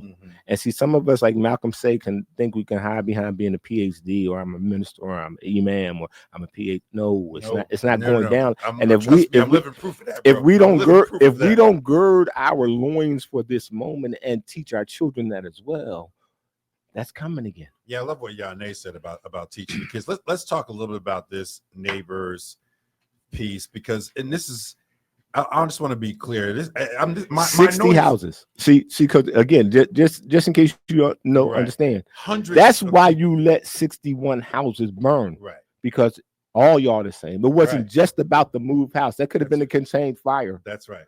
So they said, no, the message ain't just about move. Right. Your whole neighborhood. 61 houses, all across 2 blocks. So all y'all get the message. I just want to talk about the neighbors, though, because no matter when we talk about this, and I don't know if this is racially coded or not, but there's always somebody who wants to say, hey, you wouldn't want to live next door to move, or those, and again, the logic of that never makes sense to me, because I don't know how you get from that to massacring people.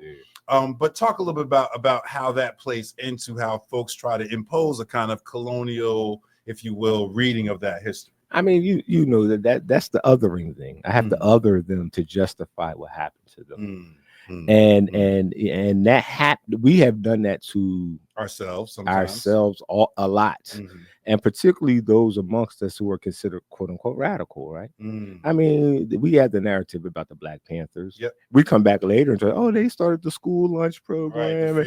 Now, when the Panthers was around, mugs, just like they hated the NOI, Nation of Islam, and Malcolm. Guess what, y'all? If you go back, they hated King. Everybody loved King. Now you got a holiday and all. But why are you starting that trouble? You need to sit your butt down and go to church and be a pastor somewhere. Was part of it. It's always been.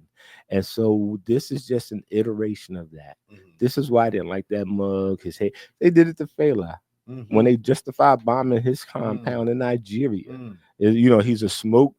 Multiple wives, dope dealing, smoking, this was going to happen. So yeah.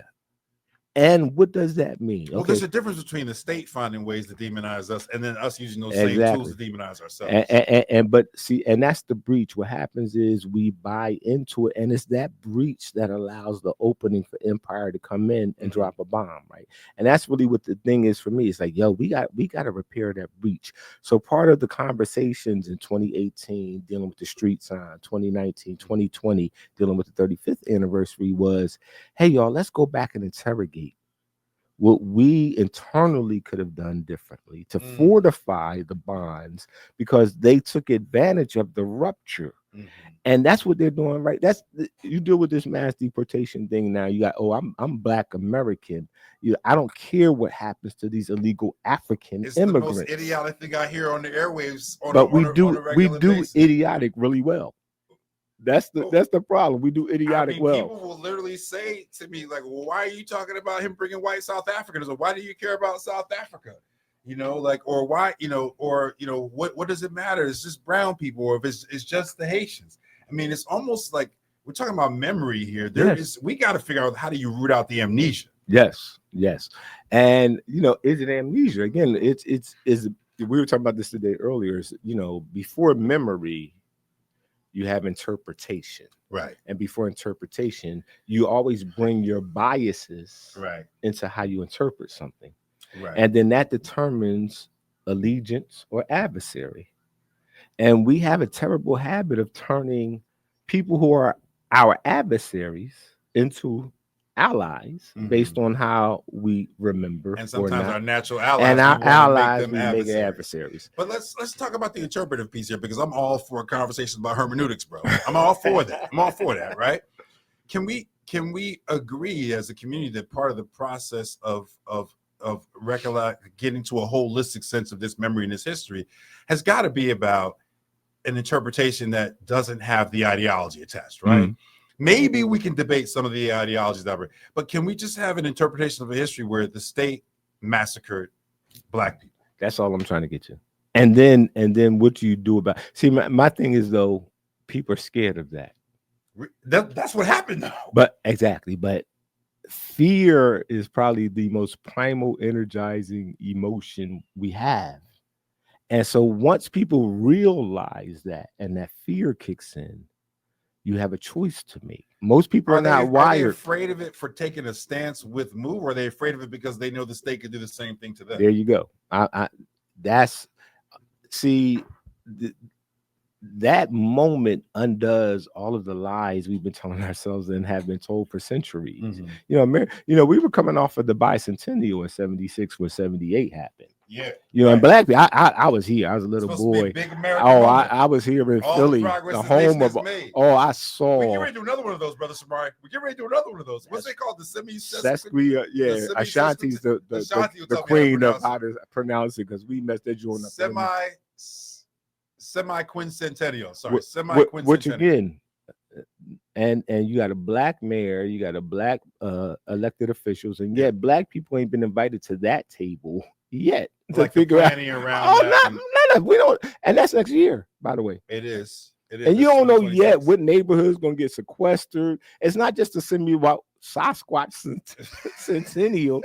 You got the soccer. You got the soccer stuff. FIFA's gonna be here. NCAA is gonna be here. PGA is gonna be here. And black people still trying to figure out how to eat.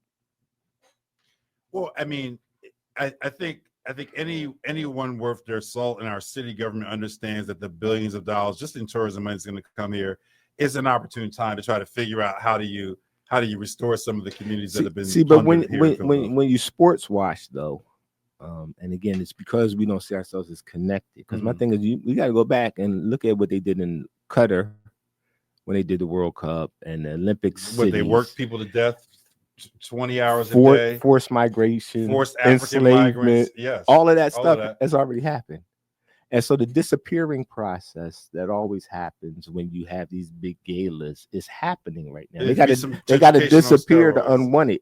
They got to disappear to unhoused, whatever the term is now. They got to so we're right now in the process of disappearance. This is going to go in high steam in summer 2025, and we're going to be the ones who are disappearing. I'm curious as to who's got to be accountable for being vigilant and watching that process, especially again, because as we're thinking about what today is, to me, today is about like what we're going to do going forward, right? Mm-hmm. It has to be. Mm-hmm. We're going to take a quick call, but I do want to make sure that our listeners are clear, because we're having some complicated conversations. And I don't want to like be in the weeds on things, but the reason why I wanted to just kind of get Brother Shomari's thoughts about the comments, the way in which the history is told through the lens of the first black mayor dropping the bomb on MOVE, is because there is a pattern to these things. And Brother Shomari excavated this in our conversation. I just want to make sure that everyone's clear on, I think, where we landed, which is it doesn't matter who the mayor was in this way. There is a machine that runs on white supremacy, racism, the erasure of the humanity of black folks, that's part of the engine of this nation. Mm-hmm. And that operates whether Barack Obama is president or whether Wilson Goode is mayor, et cetera. So that's just how things are. But there is a nuance here that I think we teased out, but it's worth reiterating before we take a call over here, is that it is easier for that machine to operate when it's a black face on the machinery, especially doing violence in the black community. Hands of an N-word pulled the trigger, famous Public Enemy line. And we're going to be talking about, and we're talking about on the break, Malcolm X. And how they did the same. They took, in my opinion, our exculpatory eye away from the hands and the machinations of empire, the CIA, the international collusion, the FBI, the fact that the white governments that paid those guys to do it could hide behind the fact that those guys are black. At the fact that the hospital was right across the street and yet nobody came over when they made the emergency call. The fact that the police were you're stepping on next week's show, Brother Shomari. But I want to put that out there because at the end of the day, we are still trying to figure out which black man killed Malcolm, right? Was it the crew from Newark? Was it the crew from New York? Was it the crew from Philly? Which black man from the NOI did it? Right. The same way we're like, oh, Good did it, right? And I'm saying that's factually true, but it's only a morsel, a nugget of the actual story. And it's that actual story that's going to repeat itself, not just the nugget. The actual schema The playbook is still in effect because we have not decoded it and we have not defeated it. And that is our obligation. That is, and this, which is why I wanted to just go back to this and make sure that the decoding around this particular piece of this long, complicated history is clear. And yes, there are echoes of this throughout. It ain't just Obama. It's not just Malcolm X. It's not just Wilson Good. There are a lot of iterations of that same playbook around tragic moments in and if we all history. the same at the end of the day, if all N-words wake up N-word, this is America, then at least go out. I'm glad you're saying N-word now, bro. But go ahead. I'm trying to be good. At least go out not on your knees. You know, my thing is because at the end of the day, all that fire is coming our direction. Friendly fire, enemy fire, 10,000 rounds. It does not matter. They burnt the whole thing down. They burnt the whole thing down. And so now that you know that, and you can no longer run from that reality because it's repeated itself historically far too many times.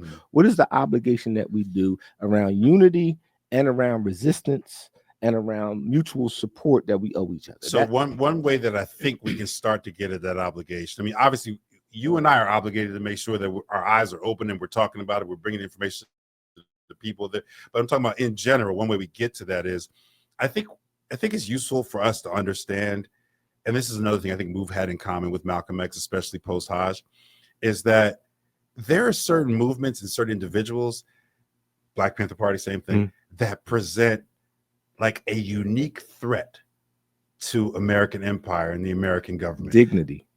We talk a little bit about what are the features of that? Dignity. You think it's just dignity, just Black I people? I don't think it's just dignity, but I think dignity is at the heart. See, dignity without any attribution from your systems or your right, the self-asserted manhood that Dr. Martin Luther King talked about, you know, rooted in the idea of dignity, right? This is why we love the original version of Ossie Davis's eulogy of Malcolm X. Because that's not the dignity of diversity, inclusion, and equity. That's a different thing. I would call that indignification, because there's a submission. There's a submission that we as Black people will always have to make to be accepted into that diverse culture. It comes at the expense of our dignity in order to be included and accepted. Is that because DEI is institutionalized from your perspective? It's because this is America, and that's what it was founded on. So when they talk about making it great again, when they talk about going back to the original intent was that you were to have no dignity because you were not a human being, right. And therefore you had no rights, that they were duty bound to respect. Like they ain't hiding. They're not hiding their intentions. No, they're not. We're the delusional ones. We keep convincing ourselves that our job is to be incorporated into something that says, no, there's no space for you as a full human, dignified being. So the people, the movements, organizations that reject that are the ones that are the threat. Yeah. Whether they're separatists, integrationists, if they're founded on the dignification of their peoplehood, they're a threat. And yeah, BPP is that, MOVE is that. The Freedom Party movement out of Mississippi is the list will go on. That's where your threats are. Threats operate from a place of Black dignity, and that's what's at stake. And that's why Trump is always testing how much of your dignity can I take, and if you give it up, I'll exonerate you from some things. I'll incorporate you on this side. I'll make you a good guy on the team. But if you're going to stand on your dignity, fight's on. And sometimes many of us have been made scared of that fight. And so part of the if there is an obligation going forward, is finding that way to embrace and project our own sense of autonomous Black dignity in this country, and to understand that you draw a stake in the ground on that, and it's worth fighting for. Under every circumstance. You can't compromise that, because once you compromise that, what is life? What is life once you compromise that?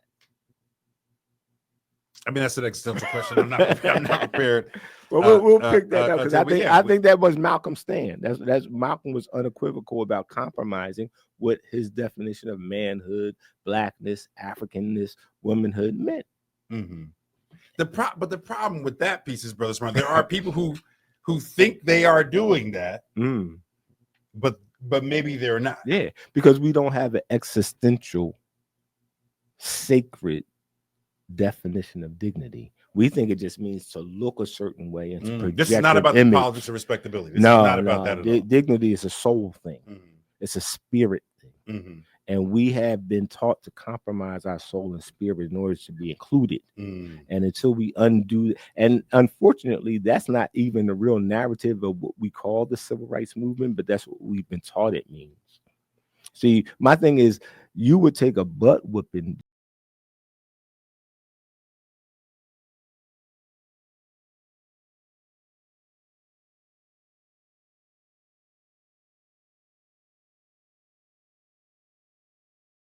or will you endure in order for me to say, oh, I tolerate you? That's the question that we've let become the existential question. We got to fight for a more dignified. And just to be clear, you're saying the civil rights movement was not about that, but no, that's the not way at it its gets core. historicized. It's the way it gets narrated, and all of it we're talking about right now is about memory and narration, and that's what we have to undo. So let's we got a couple minutes left here. Okay, right? Like literally, we have like 2 minutes left.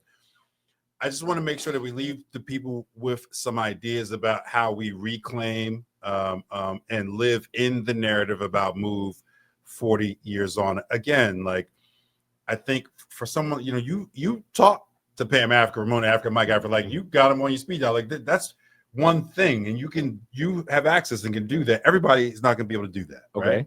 So how do folks who are not as directly connected to the survivors, to the family, to the movement politics in Philadelphia, even how do those folks do their part to mind that obligation and to be a part of the process of making sure that the memory around this is complex, that the narrative remains complicated and unresolved like it is in real life for the people who experience it? I think in the spirit of the conversation we're having today, I would just go back and reiterate what Gabe and Yane and Mike during the course of the day, maybe not in this program, have been saying. They have this, the MOVE archive thing is real. It exists. Support it. Learn, because it's a very great teaching tool. And it honors the voices of the people who were most involved and most impacted. And created by them. Right? Support the reclamation of the house, 6221 Osage Avenue. Like not just saying, okay, we're going to help you buy it, but we're also going to fight for the right that you shouldn't have to buy it. How about that? It's ill-gotten gains, and it needs to be plunder. Return it to where it belongs. Return it to where it belongs. And then, like I said, join the other connected, I don't want to call them fights, but I will for movements. Mumia. Other political prisoners, right? All of this stuff is related. If we see, this culture thrives on us alienating ourselves from one another. It does. And so my work really is around, okay, how do we overcome the alienation and understanding that that's a painful, hard process, but it must be done. Because as long as we stay detached and alienated, we're easy pickings for their I feel like you're talking to me, Brother Shomari, because you know what it is to sit in this seat. And sometimes the people have more smoke for you than they have for, you know what I'm saying? Like there's some, what I'm talking about. We'll talk about that on Monday, I guess, because it's 6:55. I hear the music playing. I thought we had a call and we did all of those things. Look, Brother Shomari, thank you so much, bro, for sitting next to me and doing this important work with me here today. You've been listening to Move the City's Open Wound, a special broadcast honoring the 40th anniversary of the MOVE bombing with Brother Shomari and myself. I'm Dr. James Peterson. I want to thank all of our guests today, especially the MOVE Activist Archive, for letting us honor this day by being live from MOVE Day of Remembrance, honoring the lives lost at 6221 Osage. I want to thank all of our guests, Dr. Walter Palmer, Yane Indigo.